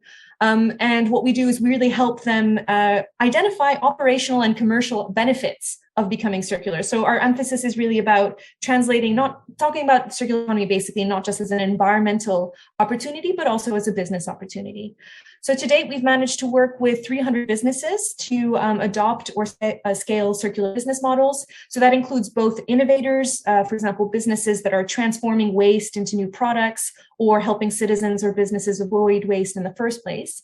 And we also work with businesses who are new to the circular economy, who are trying to pilot schemes alongside their core business, like a repair service or a rental scheme. We've also been able to administer over £700,000 to circular initiatives in the city, and through this help the launch of at least 50 new circular products and services, as well as creating 115 jobs in businesses as a result of our support. And today we've been focused on London, but we're actively exploring how we might be able to partner internationally, for example, with other similar hubs and share learnings with other cities. So I mentioned that we administer grant programs. We've done this at both the London-wide level, but also worked at a more localized level. And a recent example of this has been a work that we've done with Islington Council, which is one of the municipalities within London in the Northeast. And in this scheme, we were helping both businesses embrace the circular economy, but at the same time help the local authority understand how they can leverage innovation in the private sector to achieve their municipal aims. So in this work, we helped basically develop a strategy about what are the kinds of projects that need funding to help the local authority achieve its aims and outcomes. And we're now administering the program, working with 24 businesses that have been selected for funding to help them implement really exciting schemes that range from sort of repair services for electronics that have social benefits to also looking at textile recycling and a range of things in between. And what was really interesting about this program is that it was tied to specific economic ambitions. So it wasn't actually being driven by the waste team or environment team in the municipality, but actually from the economic development team. So it's really about helping to recover from COVID and develop economic opportunities locally through a circular economy. And through this scheme, we've also been able to reach a whole audience. So over half of businesses selected are new to the circular economy, so we're going to be doing this for the first time. And also nearly half of them were based in the most deprived areas of the borough. And I mentioned that we do matchmaking, which is really key to helping strengthen the ecosystem of circular businesses and gives innovators access to crucial networks. And previously, we've done this through in-person events and other brokerage mechanisms, but we'll soon be complementing that with an online digital matchmaking platform, which we've just recently launched, still in beta form, but you can already start to browse in it. And this is thanks to funding from the GLA's Green New Deal Fund. And it's all about helping connect circular businesses with citizens to help citizens realize basically that there's other choices available that are less polluting and make better, more efficient use of resources. And also connects them to local authorities and investors so that we can kind of achieve this together. And as I mentioned, you can already start to browse it, and we're aiming to have a lot more businesses featured on it in the coming months. Another exciting project with the London Borough of Hounslow, which is also about helping to engage citizens in the transition towards a circular economy, is looking at how we can inspire Londoners to behave differently by bringing together proven circular economy interventions, but all concentrated in a single area. So we've identified Heston Village, which is a very localized small surface area within Hounslow, to basically concentrate loads of both business-led circular initiatives, but also community-led circular initiatives, and then monitoring how this changes citizen perceptions and behaviors in the long term. And through this, we hope to create a replicable model for neighborhoods, not just in London, but hopefully worldwide as well, with clear learnings and frameworks about how this can be implemented to drive not just also environmental benefits, but also clear social and economic benefits. And I've talked about the sample of delivery projects that we do, but I'd also like to flag that as an organization, we also generate research and insights. So a few months ago, in partnership with the consultancy Circle Economy, we published a landmark report which summarizes the findings of a large mapping exercise looking at what are the food flows in London. And this really helps London to identify the policy levers that it can take in tackling all the emissions associated with food. And we're going to be replicating this exercise for other sectors, notably textiles is currently underway, and we'll be looking to do the same eventually on our other focus areas, such as electricals and so on. And I think that's it. I might have gone a little bit faster than originally intended, but again, if there's any questions or connections to be made afterwards, I'm very open to doing so. Excellent. Thank you so much, Lamia. And again, an emphasis on food and an emphasis on the economic drivers behind this, because if it's cost effective to do the right thing, then people will do it. And so it's the job of government, municipalities, to make sure that the systems are in place to make the economy drive in the right direction. And really I think also interesting. the exciting partnership between public and private sector, actually, you know, you don't have to do it all on your own as a municipality. You can leverage the innovation that's already happening on the ground. Yeah, I mean, the innovative businesses in London and the sort of new ideas coming out are always, you know, really challenging. And again, you know, need to be shared and spread through other municipalities. So perhaps we'll pick up on some of those and share those with some of the other municipalities that we're talking to today. Thank you very much indeed for that. My pleasure. Always a pleasure. So that wraps up our sort of zero waste cities panel. I think the challenges of managing waste in dense urban areas is real, and where, you know, you've got high-rise buildings and lots of people and a churn of people. So the education is always, you know, you've always got to be continually talking to new people. Certainly, it's been my experience in London, where, you know, you get hundreds of different languages, different cultures, new people moving in, and then they only live in that one area for 6 months and then they move off. You've got to keep at it. But I think there's consistent messages from all the cities that we've heard from today is, you know, actually just tells us that we do know what needs to be done. We know the ingredients, and it's a matter of putting them in place and then enforcing it and delivering it. So thank you so much to all three of you for sharing your experiences. And I'd very much like to keep in touch with everybody, basically, and see if we can share those experiences. Thank you very much. So the next session is a project called Waste Up. And so now I'd like to pass on to Katerina Walter to explain a little bit about that. Over to you, Katerina. Thank you, Deborah. Thank you all. I'm very happy to participate in this event.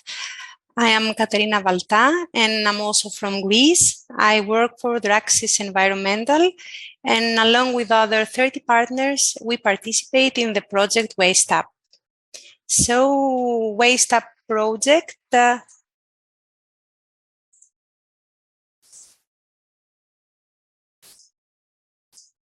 So the Waste Up project is mainly focusing on the valorization of bio-waste, and in particular on the transformation of the urban bio-waste into valuable products.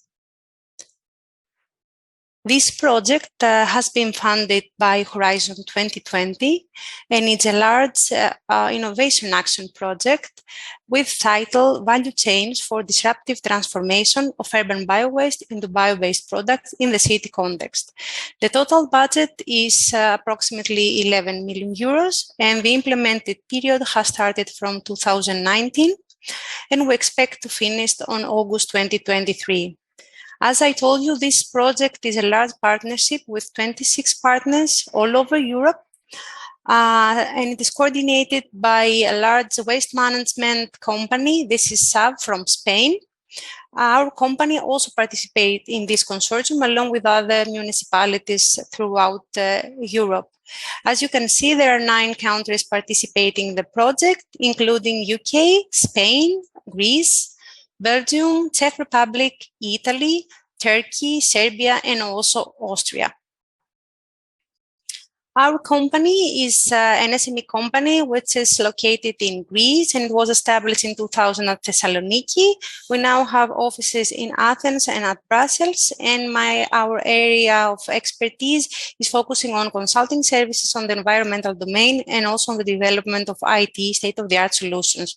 In this project, we have undertaken the identification of the barriers and opportunities in the bio-waste valorization, both from the policy perspective, but also from the more technical one, which actually relates with all the transformation technologies and processes. We also have the life cycle assessment of the new value chains. So, as I already said, the overall objective of the Waste Up project is to demonstrate the establishment of new value chains, starting from different types of bio-waste that we usually meet in the city context. So in this slide, it's really nice to see the 4 cycles that are needed and that have already been mentioned from the previous speakers. We start with several types of bio-waste, including fish and meat waste, source-separated bio-waste from household, used cooking oils, spent coffee grounds, and SWAT slugs.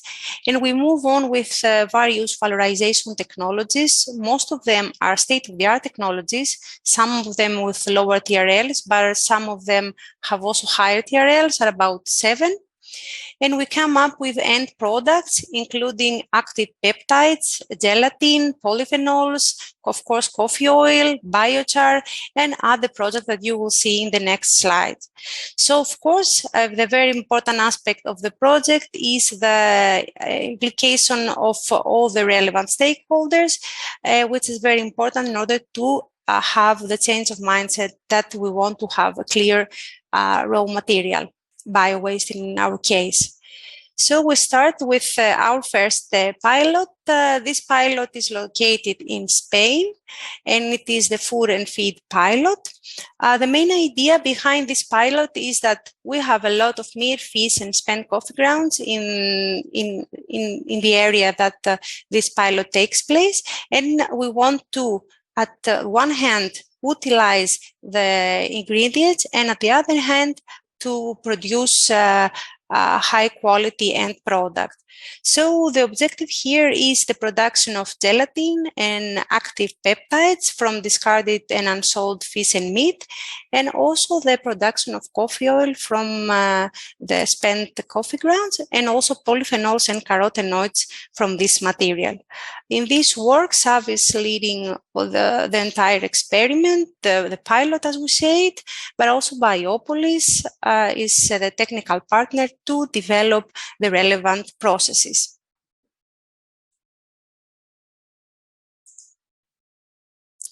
Then we move on to our second pilot. This pilot is located in UK, and it is the coffee pilot, as we say it. Here, the owner is the company BioBean.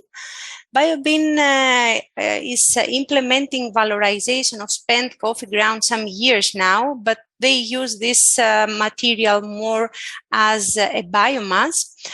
In this project, we investigate the valorization of spent coffee grounds to produce coffee oil with the process of supercritical fluid extraction. Moving on to the third pilot, the insect pilot. Here the idea is coming from the University of Alicante. Again, this pilot is located in Spain. So the idea here is to use the source-separated bio-waste in order to produce insect protein. So practically the larval is growth on this material, and is then dried and grinded in order to produce the protein material. Moving on, we have the bioplastic pilots. Here we have two series of pilots that run in parallel. It is pilot 4A and 4B. Both of them are using the used cooking oils that comes from the kitchen to finally produce bioplastic with different methods. So here we have the participation of well-known companies in the area of bio-based industry. This is Navigate from Czech Republic and also Novamut from Italy, which collaborate with Research Institute and other plastic industry companies like AIMPlus and Hayat. In pilot 4A, we have the production of PHAs, polyhydroxyalkanoates, from used cooking oils to produce packaging material. And at the same time, in pilot 4B, we have the production of long-chain decarboxylic acids from used cooking oils in order to be later tested as an ingredient to produce packaging material. Then our next pilot is located in Greece, in Athens, and is led by the National Technical University of Athens, collaborating with Sustainable City and several municipalities of Greece. Here, the raw material that we use is the source-separated household waste again, and we investigate the production of bioethanol from this material through simultaneous saccharification and fermentation process, which end up to a bioethanol, which is then led to be further upgraded to biosolvents. In the same area, we also have a pilot in Spain. Here we collaborate with AMB for the provision of the material. In this pilot, we investigate again the potential to produce bioethanol, but from cellulosic rejection stream that come from municipal waste treatment plants and wastewater treatment plants. This is the idea and the plant that firstly been developed by Perseo in collaboration with CIEMAT, and we have very good results so far. And we finally have our 7th pilot. This is the pilot of biochar from Suaslads. It is located in Greece, in the Technical University of Crete, who are leading this experiment. Here we have the production of biochar from suad slag through pyrolysis, and the testing of the application of the biochar as a soil improver on several vegetables and fruits like tomatoes and many other in Greece. So this is a slide, this is an overview slide that you can see the various pilots that previously presented. And I would like to close my presentation with this slide here in order to show you that we are currently working on the actual valorization of the bio-waste that, as we saw also from the previous presentations, is a very prominent raw material. And I believe that in the coming years, these technologies will have become more stable, and we will be able to use them as we now use the composting and the anaerobic digestion. So this is it from my side.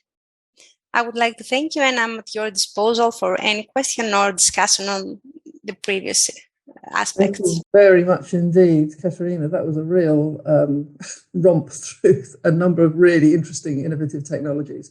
Some of which are very innovative, some of which are have been around for a while and need commercializing. There's been quite a lot of discussion about insect protein, for example, and perhaps there's some technical challenges there and some marketing challenges which we'll have to overcome.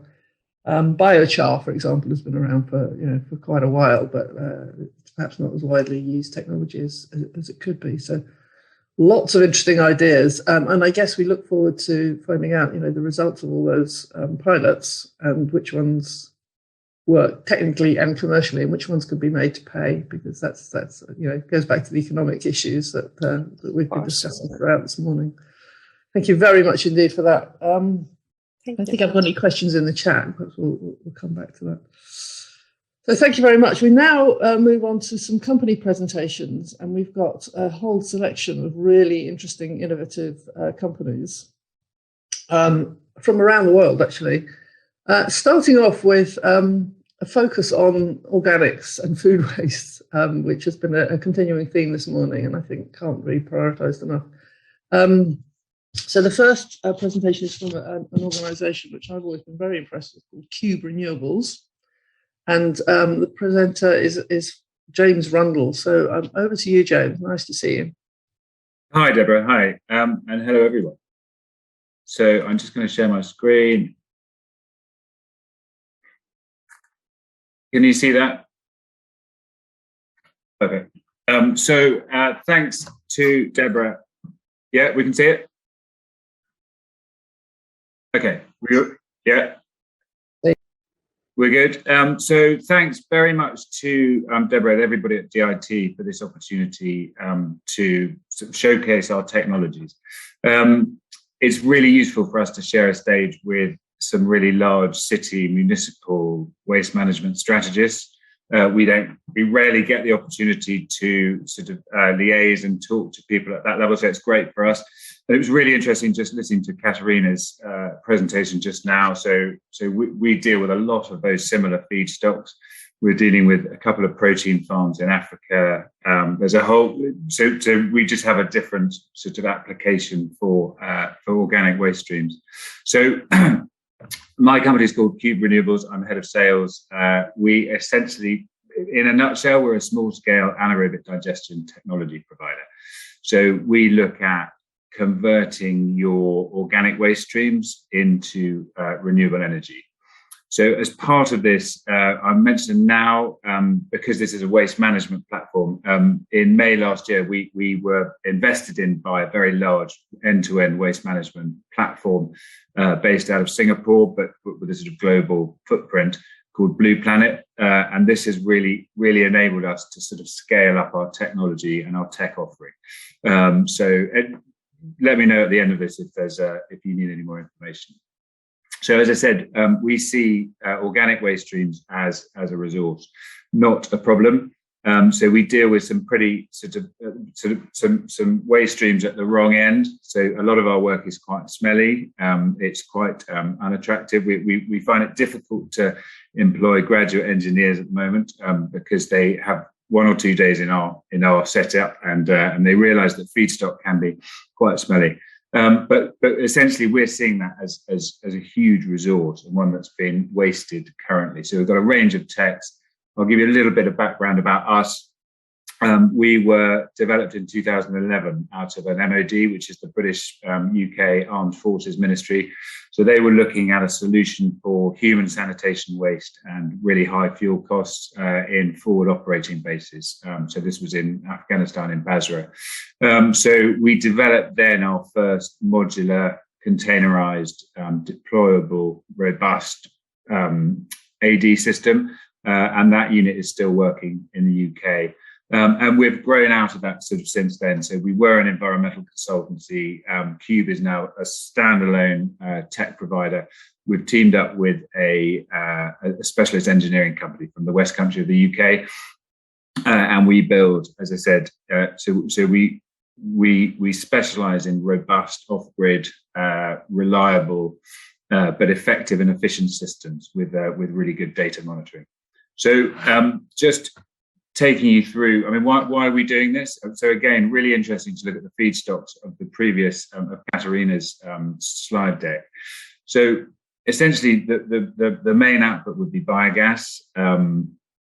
Biogas is becoming more significant, and it's been taken more seriously now as a renewable energy. So, for example, we're setting up a huge project in India at the moment where the government are subsidising. They are incentivizing biogas production for vehicle transport fuel, and we're seeing this reflected around the world. So we see the biogas; it can be used as a clean, renewable cooking source. We've got a really large project in Africa whose main driver is renewable cooking, so clean cooking, so offsetting wood fuel, and it's a really efficient use of the biogas. We can use our biogas in a boiler for hot water. We run it through a power cube, which is our branded biogas generator, CHP. So that will generate electricity and heat. And we can also clean and compress that gas to make bio-CNG for vehicle fuel, hence the project in India. So that's the sort of standard bit, but I just wanted to make sure that you're all aware of the digestate. So the AD system, effectively, we take the waste, we take the gas out, we take the energy out of that waste, and we transform it, but we're still left with a similar volume. And that now has significant value as a fertilizer. So there's a huge amount of data now in terms of digestate, so post-AD system digestate, and its bioavailability of the nutrients in that. So fertilizer costs have increased over the last 13 months. So for the first 12 months of that, they went up 140%. In the last month, they've gone up about the same. So we're having a lot of calls from farmers in the UK at the moment saying, if you can't provide us some renewable energy, we're going to pack up because of fuel costs. So and the fertilizer costs. So we've done a lot of work with this. We've done crop trials. It's a significant output, and it has a real value now. Whereas previously it was seen as a bit of a, particularly in an urban setting, it was seen as a bit of a nuisance in the AD system. You still have to get rid of this. But if we package up potential users for that, actually it becomes much more of a value. And we're working with some quite large food producers in urban settings, and we can package that up with some help locally. So just briefly on what we do, we have three real markets. The food and drink industry, so we're looking at anything from breweries to large food producers. We're looking at a very large frozen food ready meal producer at the moment. We supply a lot of equipment into the agricultural agri-waste industry, and I'll give you a little bit about our tech on that in a minute. And we also are dealing with some of the UN aid agencies in terms of really small scale biogas systems, so very off grid, and using a thermal pasteurizing system to use that digestate for food security and crop yield. So we've got quite a large range of, it's quite a large target audience. Just taking you through some of the sort of basic sort of technology, I'll go through each one very quickly, but please just drop me a line and ask me more, because this is pretty high level. So the BioCube, this is our containerized digesters. So essentially they come in either 20 or 40 foot. A 40-foot shipping container will generally, we can use up to about 1 metric ton of food waste, similar feedstock per day. And the idea is that we're modular, so we can daisy chain units on. So the bottom, down at the bottom there, on the left, you can see that's 3 containers out of a series of 10 that are running in Naivasha in Kenya at the moment. So again, it's modular. We have the ancillaries around the outside, so they will stack up, and we can just add digesters as a business grows or as a waste stream grows. So this was where Cube really was started, around this containerized. As you can see, they're robust. They're built in the UK at the moment and delivered into country. We've developed a much smaller, a sort of similar size but more deployable unit. Again, this is for the humanitarian. So we are talking to the International Organization for Migration at the moment about a quick cube. So essentially, you can get a really large digester. You can get about 55 meters cubed, but we can reduce that in size to the back, where you can see to the back of about a third of an Arctic lorry. And some of these are for helicoptering in. And the opportunity that we were looking at in South Sudan, all access had to be by helicopter. So again, it's deployable, but it's really robust bits of kit. Well, I mentioned this is our PowerCube range, so we adapt our own biogas generators. Small scale CHP biogas generator systems can be very inefficient and sort of notoriously unreliable. So we actually make our own. It saves an awful lot of time and effort, and so we can supply these with our models if the client wants to go through electricity generation. This is the project that we were discussing. So this is in India. So in India, in northern India alone, there's about 35 million tons of rice straw, which is burnt every year. So that causes huge pollution in Delhi and surrounding cities. And we developed a technology about 3 years ago. We've got a unit in the Philippines, we've got a unit in India, but we're just about, so the Indian government are incentivizing this. So essentially this is innovative dry digestion techniques. So we cover large stacks of biomass, in this case, paddy straw. So the units that we're putting in at the moment are about 700 to 750 tons of paddy straw, rice straw per unit. And these projects, the target production in terms of biogas or bio-CNG, which is upgraded biogas, will be about 5 metric tons per day. So these are really large scale models. So we have small scale technology which can actually deal with really large scale organic feedstocks.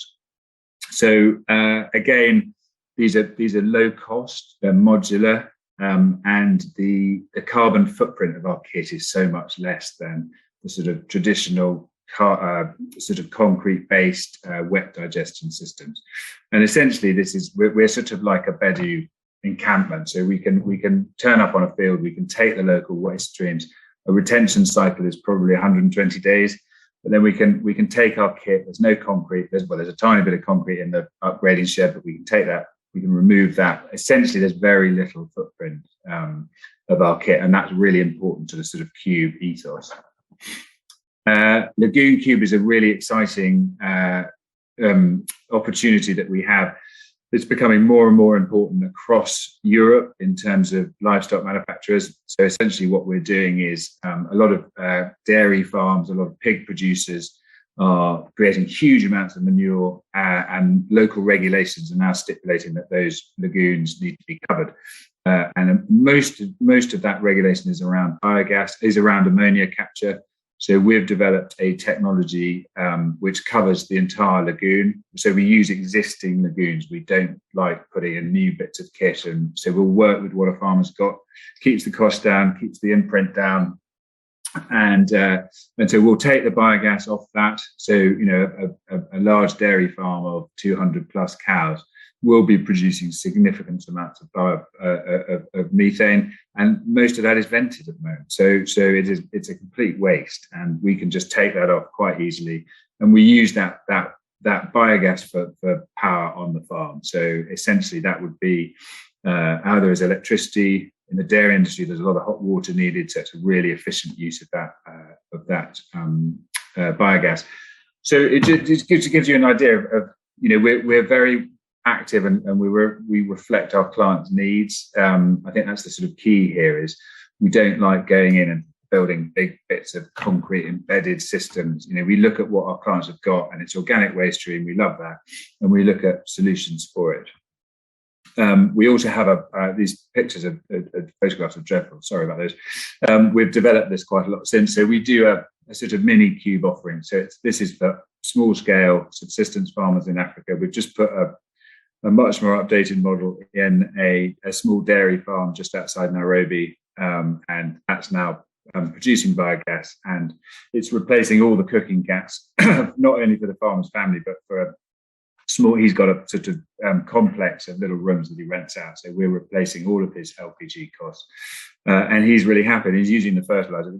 What he's most excited about is the fertilizer. So he's just started using the digestate. His vegetable garden looks great. So it's a really small scale, but it's a really effective system. We also do a system called Batch Cube. So 1 minute, gosh, okay. So this is we have a batch cube system. Again, it's adaptive technology. So this is in the horticultural business in Kenya. So it's a really large scale trial funded by Innovate UK, which it just shows how sort of flexible and adaptive we can be to individual clients' needs. We also have an app.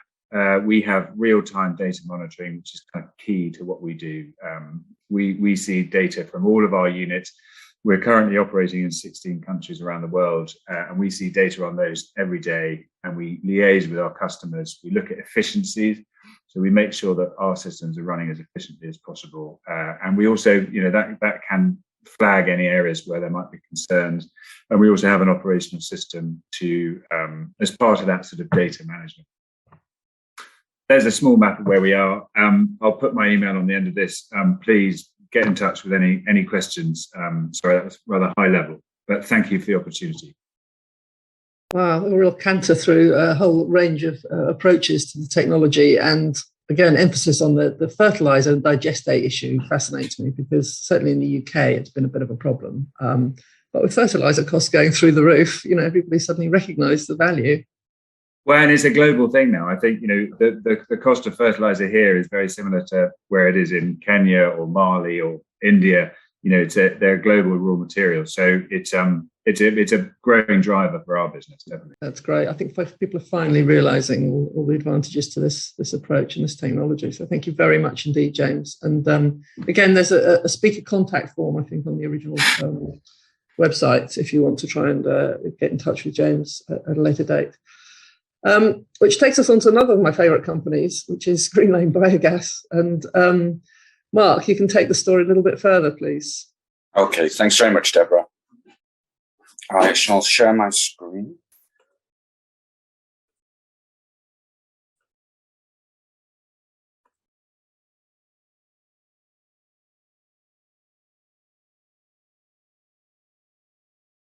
Okay, can everyone see that now? Great. Well, thank you very much for that. And thanks for that, James. That was very interesting. Obviously, you're operating at a slightly different part of the scale compared to where Green Lane operate, but there's some huge similarities in the work that we do. Just to give you a little bit of an insight and some background into Green Lane Biogas and our history.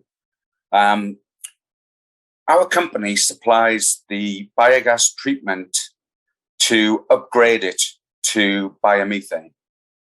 And In terms of installed base, we've got over 115 installations operating globally at the moment in 19 different countries. And we were actually the first upgrading company in 12 of those countries. So we've been quite at the forefront of developing this technology into new markets and reacting globally to the increasing demand for biogas production and biogas upgrading.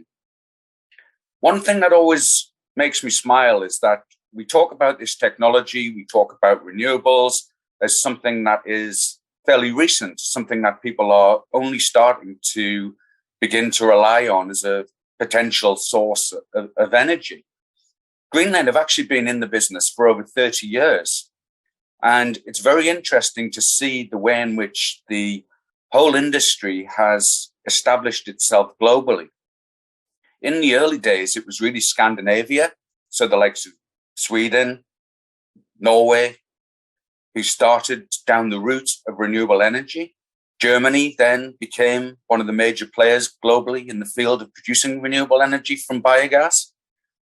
And subsequently, it's taken off in various different regions of the world. But it's, as I said, it's interesting that we've been doing this for 30 years. So it isn't something new, but it's quite often a new thing to particular countries and regions. As a company, that's all we do. We focus 100% on biogas upgrading, taking the raw biogas and producing renewable energy. And we use the main three different technologies in order to produce the biogas and basically clean it up to pipeline specification. I smiled to myself a little bit when James mentioned a large dairy farm. Where does all this waste come from? Where's the potential to create renewable energy from these waste sources? We recently completed a project in the United States where they had 36,000 cows as part of their dairy herd. So if you look at it, we're at the complete other end of the spectrum compared to the standalone localized biogas production that James was talking about. We're talking about producing biogas on a scale maybe 100 times bigger than the projects that James previously outlined. So where does this waste come from? Well, we've already heard about the amount of food waste, the amount of organic materials that are currently either incinerated or sent to landfill. There's the dairy industry, a huge global potential to supply countless megawatts of renewable energy, whether it be electricity or gas. Wastewater treatment sites. We've discussed briefly how municipalities can get involved and how government can help press this change to renewable energy. Wastewater treatment plants provide an excellent source of biogas, which can be upgraded to biomethane for use in the national gas grid and also as a transportation fuel. And it's not just food waste as we imagine it. It's not food waste in our bins at home. It's food waste from the industrial production of packaged food. It's from agricultural byproducts and wastes. As food is prepared, the amount of biomass that's available as a waste byproduct is vast. And it's really a case of uncovering all of these sources of organic material that can be put into anaerobic digesters, produce biogas from that, and then utilize and take value from that biogas in different forms of renewable energy. A lot of unexpected areas have also been identified.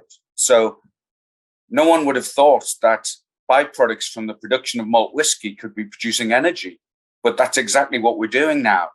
We recently installed a system at the Glenfiddich distillery in Scotland, where all of the spent malts that they use in the brewing process and distillation is all collected and put into anaerobic digestion. And then they use the gas to heat their distillery equipment as part of their production process.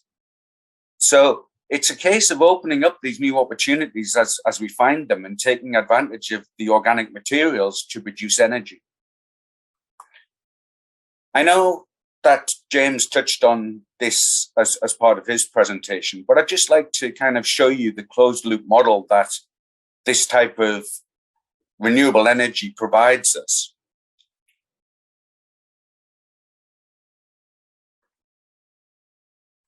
So we've already discussed the fact that there are various different sources of organic materials which are available to be used in the anaerobic digestion process. The anaerobic digestion process breaks down those materials and produces biogas. Biogas is essentially 50% methane and 50% carbon dioxide with a few little impurities in there. As part of that anaerobic digestion process, as James mentioned, we get the digestate, which is a perfect biofertilizer that can be put back to land to help grow and support the organic materials that then become the substrates for anaerobic digestion. That raw biogas produced can be used in an engine to produce renewable heat and electricity. And typically, this is the first stage approach that people take when dealing with biogas because it's probably the most cost effective. However, it's not the most appropriate use for biogas because you can get much more energy from the biogas if you clean it and allow it to become biomethane. So the Green Lane technology is the processes that allow the separation of the gases. So we remove the CO2 from the methane. So we are left with biomethane, which is a complete substitute for natural gas. That natural gas can be put into the pipeline. It can be compressed and used as CNG, as a vehicle fuel.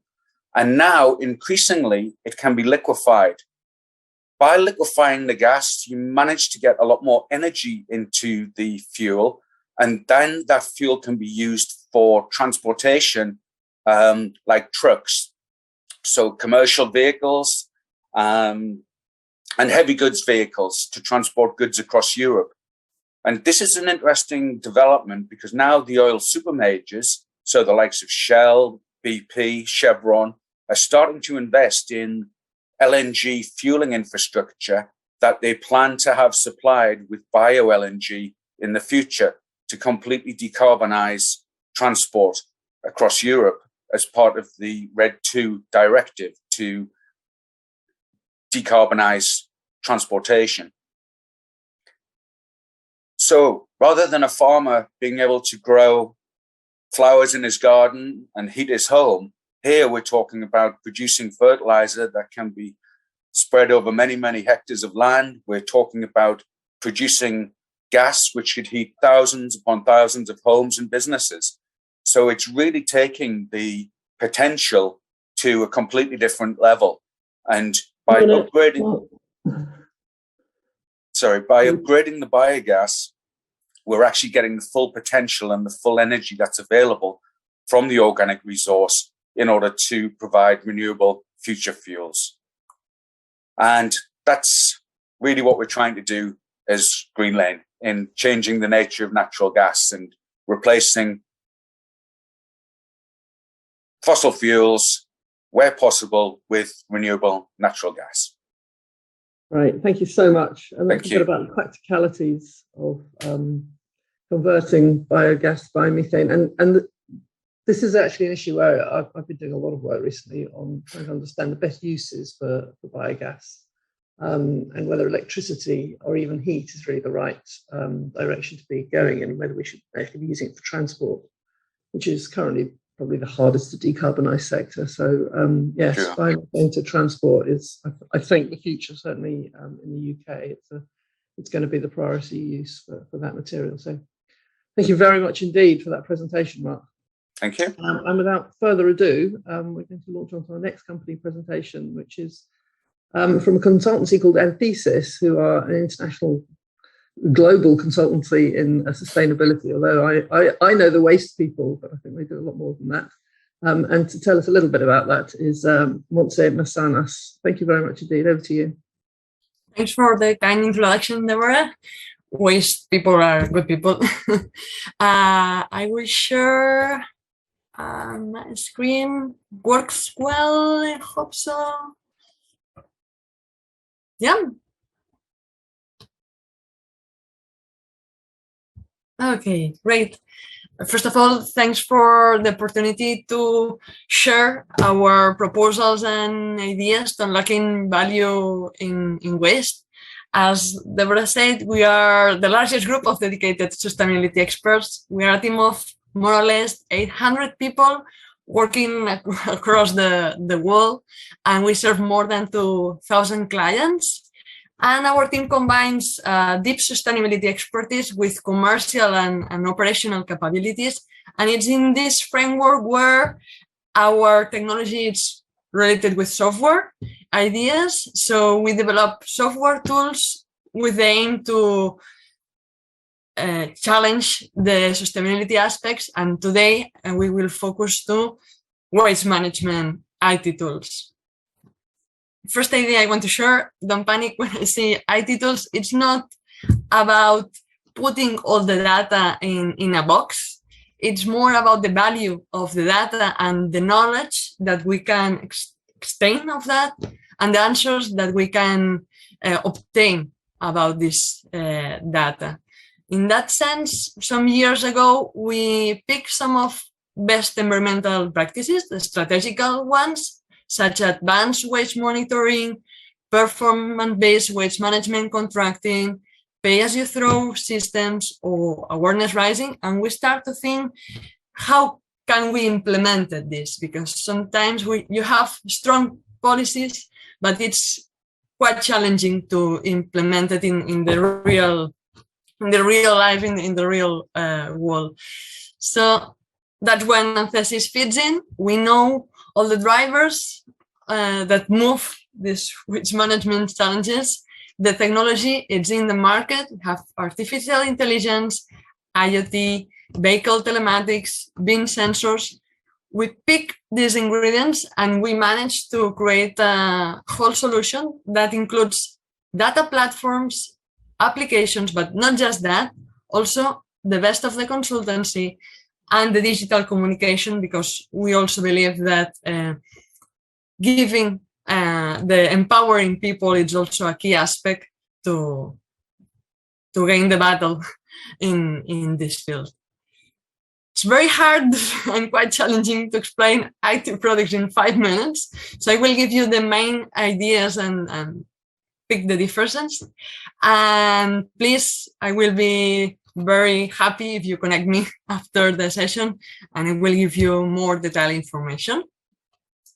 And the first one that I want to show you is our link platform. It's a solution that picks and connect and control the data of all users in a waste management contractor, whether are contractors, inspectors, citizens, or business. The idea behind that, it's not just having like a GPS real-time tracking, that we also have it.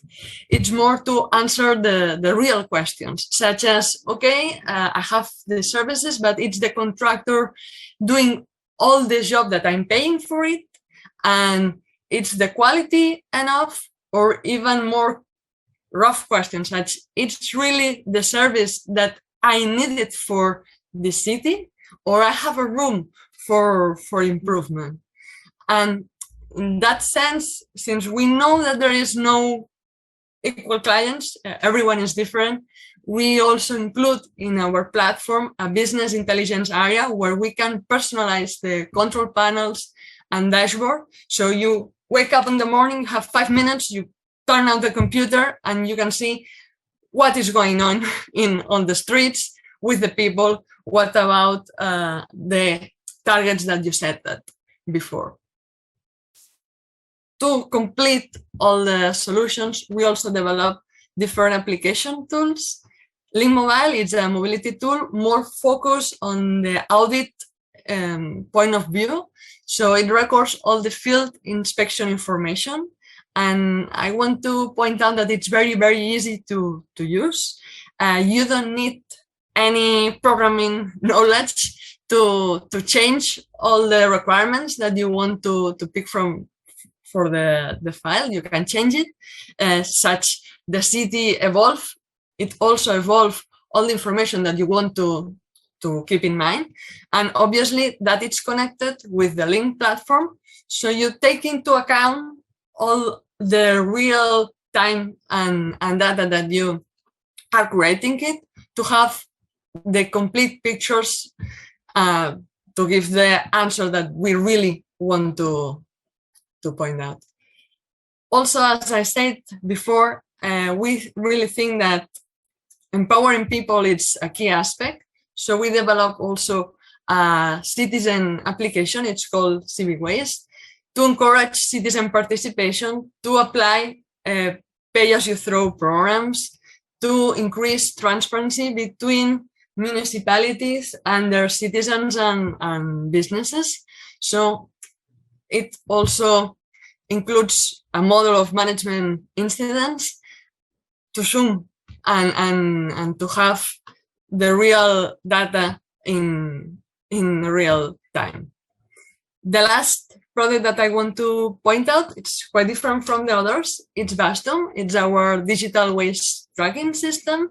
It allows to end-to-end system record waste movement through a series of digital transactions from the producer to its final destination, where it's reused, recycled, recovered, or disposal of. And obviously it's very useful if you want to really know if you are closer to the targets that your legislation is applying or not. With all of that in mind, to sum up, we really think that digitalization gives us the opportunity to use this data and this knowledge to understand better the sectors, that we really can help, not just with the tool, also with all the journey that it's needed, with the implementation and the analysis that goes behind the data and the tools. And it really gives us the opportunity to do things differently, with the idea of driving the circular economy, lowering the cost, increasing the effectiveness of the services, and empowering people and business to really solve the challenge and unlocking the value of waste. I think that I was really fast because I don't want the minute warning, but as I said before, I will be very happy to answer all of your questions and give more detailed information about all of our IT products focused on waste management. Thank you so much indeed, Montse. That was a very rapid run through some really quite complex issues. And certainly I've been quite closely involved with the Bastom project, which is being driven by DEFRA in the UK, which is really about trying to understand how much material is put on the market, what happens to it and where it goes. Because if you know that, you've got a business case for treating this material. So if you know how much electronics or tires or textiles, then you can put together a proper business case for doing something about it. And it also links into the reference earlier to really understanding what recycling rates and reprocessing rates actually are in Europe and getting some consistent data. Because we've certainly had a habit in the UK of saying, well, the amount of material put into our recycling bin is the amount that we recycle.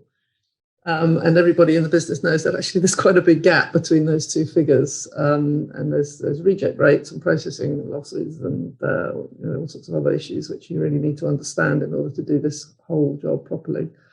So that was just a little flavour of what's important there. And also the issue of delivering a service that the residents can actually feed back on, because if certainly in the UK, if somebody's bin is not emptied or their service is not delivered properly, it's the end of the world, and the credibility of the whole system suddenly falls apart. So that sort of communication information is really, really important. And it's a higher bill for municipality too. The waste management service is one of the most expensive ones. It's enormous. And that's actually how I got sucked into the whole waste business, was understanding how much waste, how much money from the local authorities spent on this area. So yeah, there's a lot of money in it. We have to capture that. Moving on then, thank you very much. Thank you. Our next speaker is Pavel Kisilevsky from CCM Technologies, which is a really interesting, innovative technology. And I'm going to pass straight over to you, Pavel. Thanks.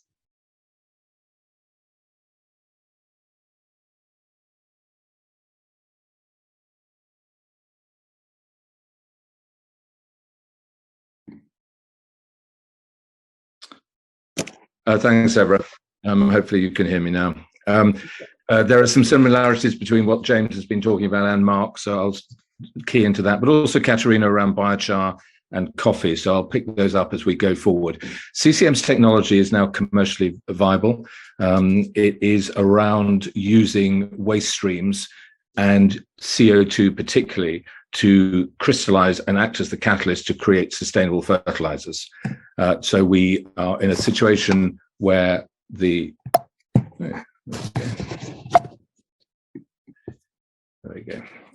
We're in a situation where we've got 4 main sectors that we're active in, the water treatment sector, food waste, agricultural slurries, and horticulture. What you're seeing there is the image is a full-scale commercial unit deployed at the 3rd largest sewage farm in the UK, owned by Severn Trent, and that produces, is currently in process of producing 8,000 tonnes of very specific, customizable, sustainable fertilizers every year. I think the best way to explain where the technology fits is to show a short film, which I'll do right now, and then pick up on some case studies of exactly where this technology is being deployed.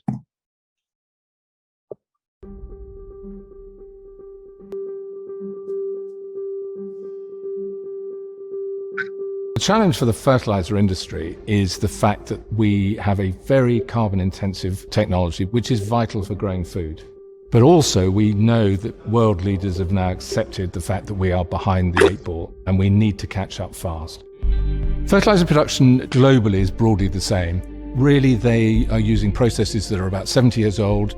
Non-organic fertilizer has a huge carbon footprint.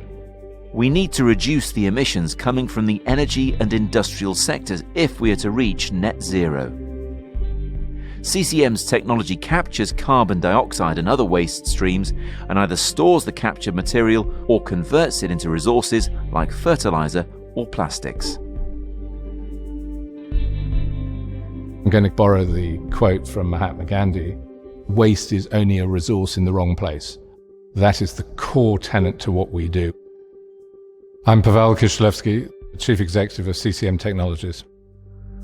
Well, we have a fairly strange origin in the fact that Professor Peter Hammond and I were parents at the same school. My background is finance, his is a chemical engineer, and it was the combination of those 2 skill sets that founded the company back in 2011. When Peter and I founded the company, his intellectual property, which he's been developing over 25 years, is around CO2. But interestingly, he was looking at it as a solution for some of the engineering challenges that he was solving for big companies. And he turned his mind to suddenly realize that actually there was a way of capturing the CO2, the devil incarnate, and actually using that for a profitable and sensible method. It's got to be better, it's got to be as easy to use, and it's got to be cheaper. And we've appreciated that from the beginning. There was a sort of circularity developing in the whole process, and that led on very rapidly to us appreciating that if we could take materials from their end of life within waste and actually reintroduce them to the beginning of the cycle, that would be a really good process. Conventional nitrogen fertilizer production in particular is very energy intensive. In some cases, 4, 5, 6, 7 tons of emissions of CO2 for 1 ton of fertilizer. Whereas our materials are neutral in that sense. CCM is able to produce fertilizers with a 0 carbon footprint, or even potentially climate positive, i.e. it's removing carbon from the atmosphere. The equipment you can see behind us is relatively straightforward. It's a mixing and blending technology that is around really 3 inputs. Those are fibrous materials, any sustainable source really. So grass, straw, wood chip, or digestate cake. Ammonia, which is recovered either from food or animal waste streams. Then carbon dioxide, which is generally recovered in our case from exhaust streams. And it's those 3 components which are currently considered waste that we can turn into something that's both valuable and also good for the environment. Wastewater is a very good example. At the moment, they are discharging phosphorus and ammonia into the groundwater. So rather than have them as a waste, recycle them back in and use them as the core nutrients to build fertilizer with 0 carbon footprint. The key part of CCM's process is to deliver the farmer a fertilizer he actually wants and needs. So it's customizable to its nutrient ingredients. We have a solution that can be put to the rice crops, the largest crop in the world, but also sub-Saharan Africa as well, where clearly soil temperature is a big issue. we're also putting both organic matter and carbon in the form of calcium carbonate into the soil. So we're putting it back where it started from and closing the cycle. Another of Peter's real tenets is to ensure that the price point of the product is at least the same as the current environment, if not slightly better. Then you can actually mobilise agriculture as a massive tool in fixing the environment. We have to create a better climate and a better world for my grandchildren and everybody else's grandchildren. Agriculture is using a range of finite resources which will run out. Our process will allow the extension of those finite resources, but also in recovering them from waste materials, it actually creates a new resource base, but without changing the fundamental ways in which you deliver agricultural production. So very quickly, I just wanted to pick on one point that James made. Our machines are run on full automation and control on our Microsoft Azure platform. So again, rather like James's business, we're capturing everything that's being done, but also being able to demonstrate full data integrity, particularly as it relates to carbon. So this technology, we have already pre-sold some carbon sequestration offsets into the world market in November of last year for 2022, and got a fairly neat premium over the prevailing price. We got 65 euros a tonne compared to the price of 53 at the time. As I said, water utility is a key part, and Severn Trent and Yorkshire Water are our two UK customers at the moment. We have conversations ongoing in Australia, Brazil, the US, and with all of the other UK water utilities. The challenge in water utilities is really threefold. It's transforming biosolids sludge to land. And you need to put that into a fertilizer that is a pellet that a farmer will recognize. The other thing is, of course, the extraction of these contaminants, phosphorus in the main, but also ammonia, that are going into groundwater, rivers and seas.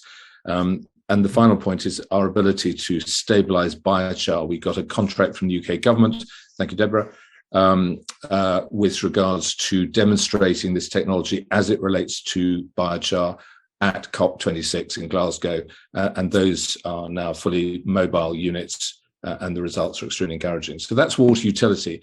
Moving to the other big vertical for us, agricultural slurries and wastes, a number of big operations, and I won't go into any more detail, but again, we're able to take those waste streams, combine them with waste from food manufacturing companies like Nestle, like Arla and Kellogg's, and this is a live project, with cattle muck and chicken waste, to create very specific grades and formulations of fertilizers that are very specific for the crop.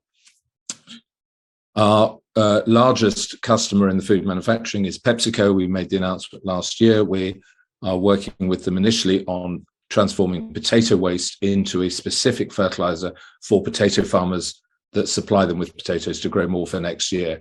We're doing that across Europe, starting with the Walker's factory here in Leicester. But we are now engaged with them about their other key main crops of corn and oats. We expect to announce two other big food manufacturing companies of the same sort of scale as Pepsi by the end of the first half of this year. I won't dwell too much on this one, but the purpose here is we're taking the waste streams within Pepsi's units, the potato waste, the CO2 from the potato processing plant, and local water utility derived recovered ammonia and phosphorus to create a specific grade, often something around a 1244 NPK. So it is something that a farmer would recognize if he bought it from Yara. We sit very firmly in Scope 3 emissions, which is why we are very engaged with all the food retailers and also the food manufacturing companies. The numbers I've put up there are Microsoft's data for 2020. They released 16 million tons of emissions across the whole organization, and 12 million of the 16 is Scope 3, so out of their operational control within their supply chain. So those are the red numbers at the top. And that's really the key issue. And I'll show you Pepsi's numbers as well. This is what Pepsi is seeking to get out of this. They already have mocked up a bag of Walker's Crisp for sale next year when we've produced a crop for them, which will have a net zero stamp on it. And there are very good survey data from Nielsen saying that consumers will change their product choice if it is easy to read and understand on the packaging, that the product choice they make will make a difference. But there's the number for Scope 3 emissions for Pepsi, which were released about a month ago. 93% is outside their operational control. The proposition to the farmer, critical. We're asking him to use everything that he does before. He slits the bag as though he would from Yara or CF. He uses the same machinery, the same dial settings. He gets the same spreading accuracy. And critically, he doesn't pay more for his nutrients. But there are three other elements. One, because of the use of organic material and calcium carbonate chalk, we're getting the same yield outcomes over 8 years of independent field trials using 20% less nitrogen. So the farmers actually having to buy less to get the same yield outcome. The second thing is there are very significant soil fertility benefits, in particular around the carbon sequestration and the retention of moisture and nutrients around the root ball. And that's something that is very key, and I won't dwell on that more, but we can discuss that later. And finally, if he grows a net zero field of winter wheat or barley, we know, and he knows, that Pepsi, Nestle, Heineken want that field crop more than any other. We impact carbon in three ways. We use CO2 in the process. We avoid it happening because we are effectively net zero production compared to 4 or 5 tons of CO2, and we're sequestering a carbon molecule in the soil. The deployment of 50 of our units would be the equivalent of taking 375,000 cars off the road, using the United Airlines analogy. This is the platform that we sold our carbon sequestration offsets. The majority was bought of this company was bought by NASDAQ last year. So if they weren't the best, which we thought they were, they're certainly now the best provided for. And NASDAQ made some announcements last night as to the sequestration credits and offsets, which is worth a good read. They're also the principal advisor to Microsoft, who are the world's largest buyer of offsets. And we are in direct conversations with Microsoft. The final thing to say is this is Bernard Picard, who's the guy that thought it was a good idea to fly around the world with solar panels strapped to his plane in 2016. He came back, had a huge voice, created the Solar Impulse Foundation to identify the 1,000 solutions that were going to change the environment and ecology, but very critically through the lens of profitability. We received our label in 2019, and we were the 213th, then now 1,000. This is a critical platform for companies, corporates, governments to find where the best technologies are. Thanks very much indeed. Lots to think about there, goodness me. Thank you very much indeed, Pavel. Really good to hear about your more recent successes. I think we'll probably have a bit of a discussion, but probably amongst ourselves at the end of this. We have one more quick presenter, and just to remind people that they can put questions in the chat on the main webpage, and also ask to meet the speakers. And this whole thing is being recorded, so that people can watch back and pick up some of the detail and the information. Just to say, on the wastewater issue, this is a huge business. Certainly, the water companies in the UK are under massive pressure to improve their environmental performance. There's lots of legislation coming out to try and improve soil, water, and air quality. And any technologies that can help them do that and reduce their energy use, absolutely essential. And that must be the case around the world as well. It's just a big issue which perhaps people don't necessarily appreciate the importance of. We don't necessarily like to talk about wastewater. So I shall move on to our final presentation at this point, and then we can move on to a bit more of a discussion, which is from Michaelis Sapountzis of Mytilenius engineering company. Over to you, Michaelis. Yes, hello from my side. Thank you to give us the opportunity to present our company in this discussion, and of course to contribute to the waste management procedures. Let me share my screen.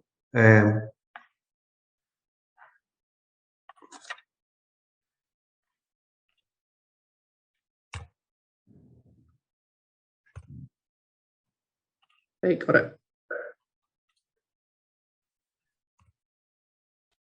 Okay. First, I would like to present our company. We are a Greek company. We are based in Greece, but we operate globally. Our main purpose is to construct power plants, until yesterday using natural gas to produce electricity. This was our main business. Our company Mytilineos has started as a family business in 1908, and then we grow up, and in 1995 we go public in the Athens Stock Exchange. From then, we have engaged in the business of the EPC sector, engineering, procurement, and construction, and we deliver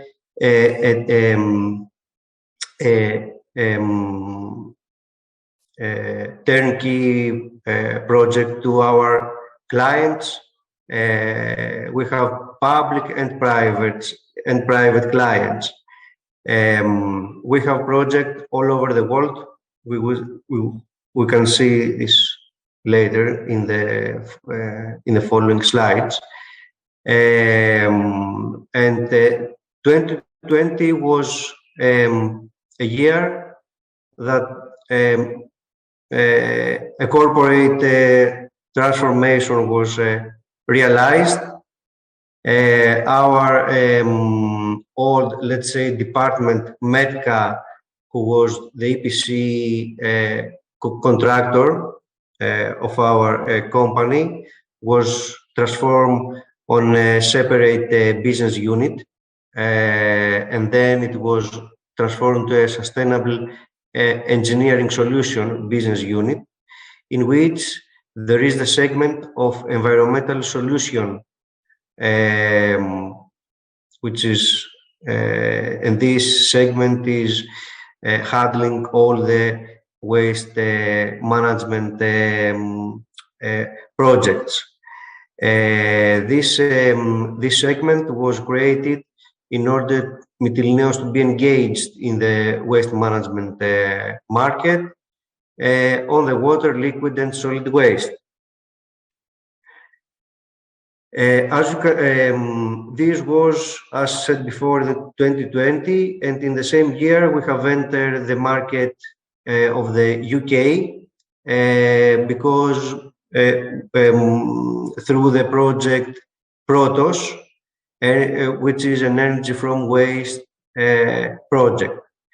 We will speak later for this project, but have in mind that this project is a project of processing waste, burning waste, in simple words, to produce energy through a steam turbine and a generator single shaft. Okay, in this slide you can see some overview and financial, let's say, data of our company. We are one of the biggest EPC contractor in Europe, and we have almost 4,000 employees in our company. After the 2020 transformation of our company, 4 business units were created. The first, let's say, it's not the first is the power and gas. We have our own power plants and our own independent power producer company, which is Proteria.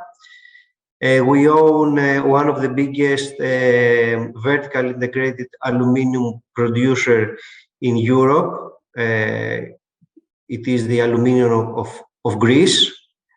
A new business unit that was created after the transformation it is the renewable storage development business unit, constructing solar power plants, mainly in UK through our company Medca Egnatia.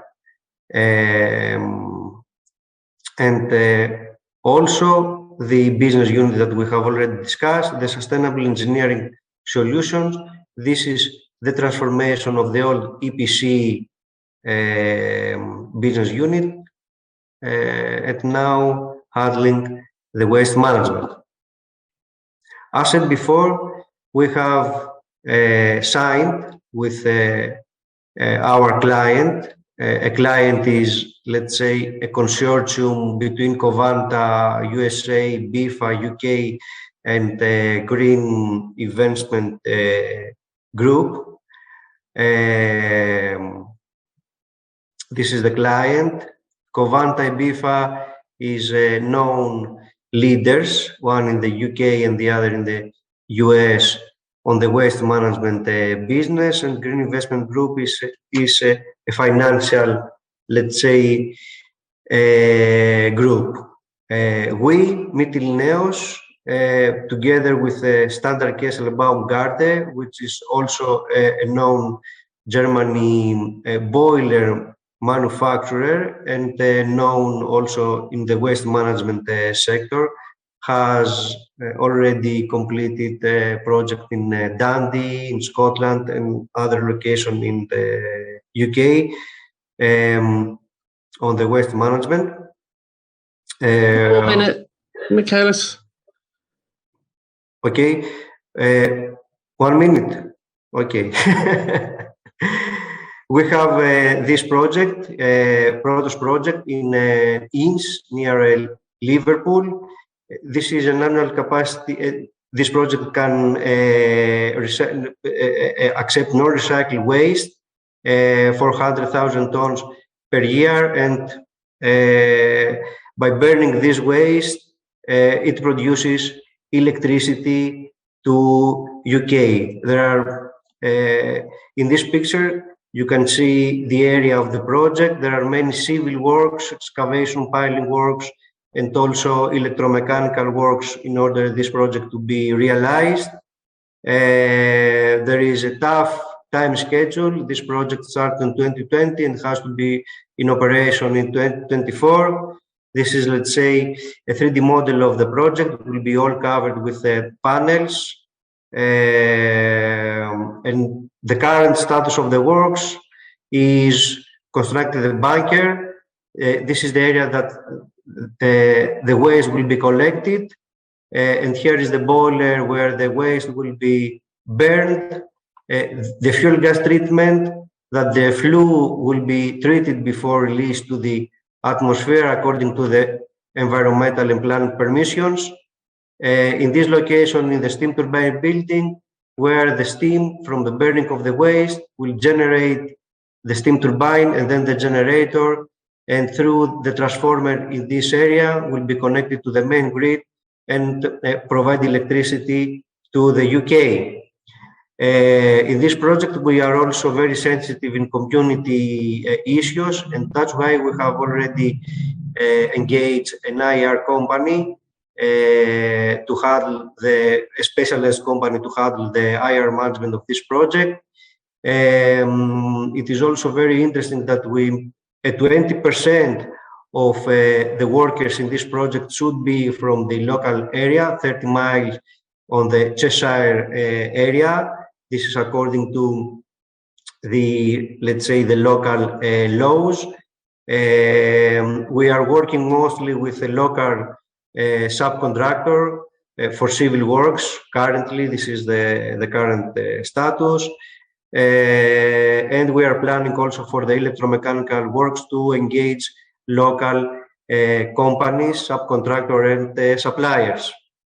We're going to have to wind up there, I'm afraid. Yes, this is the last slide, just to show some photos with the current progress, and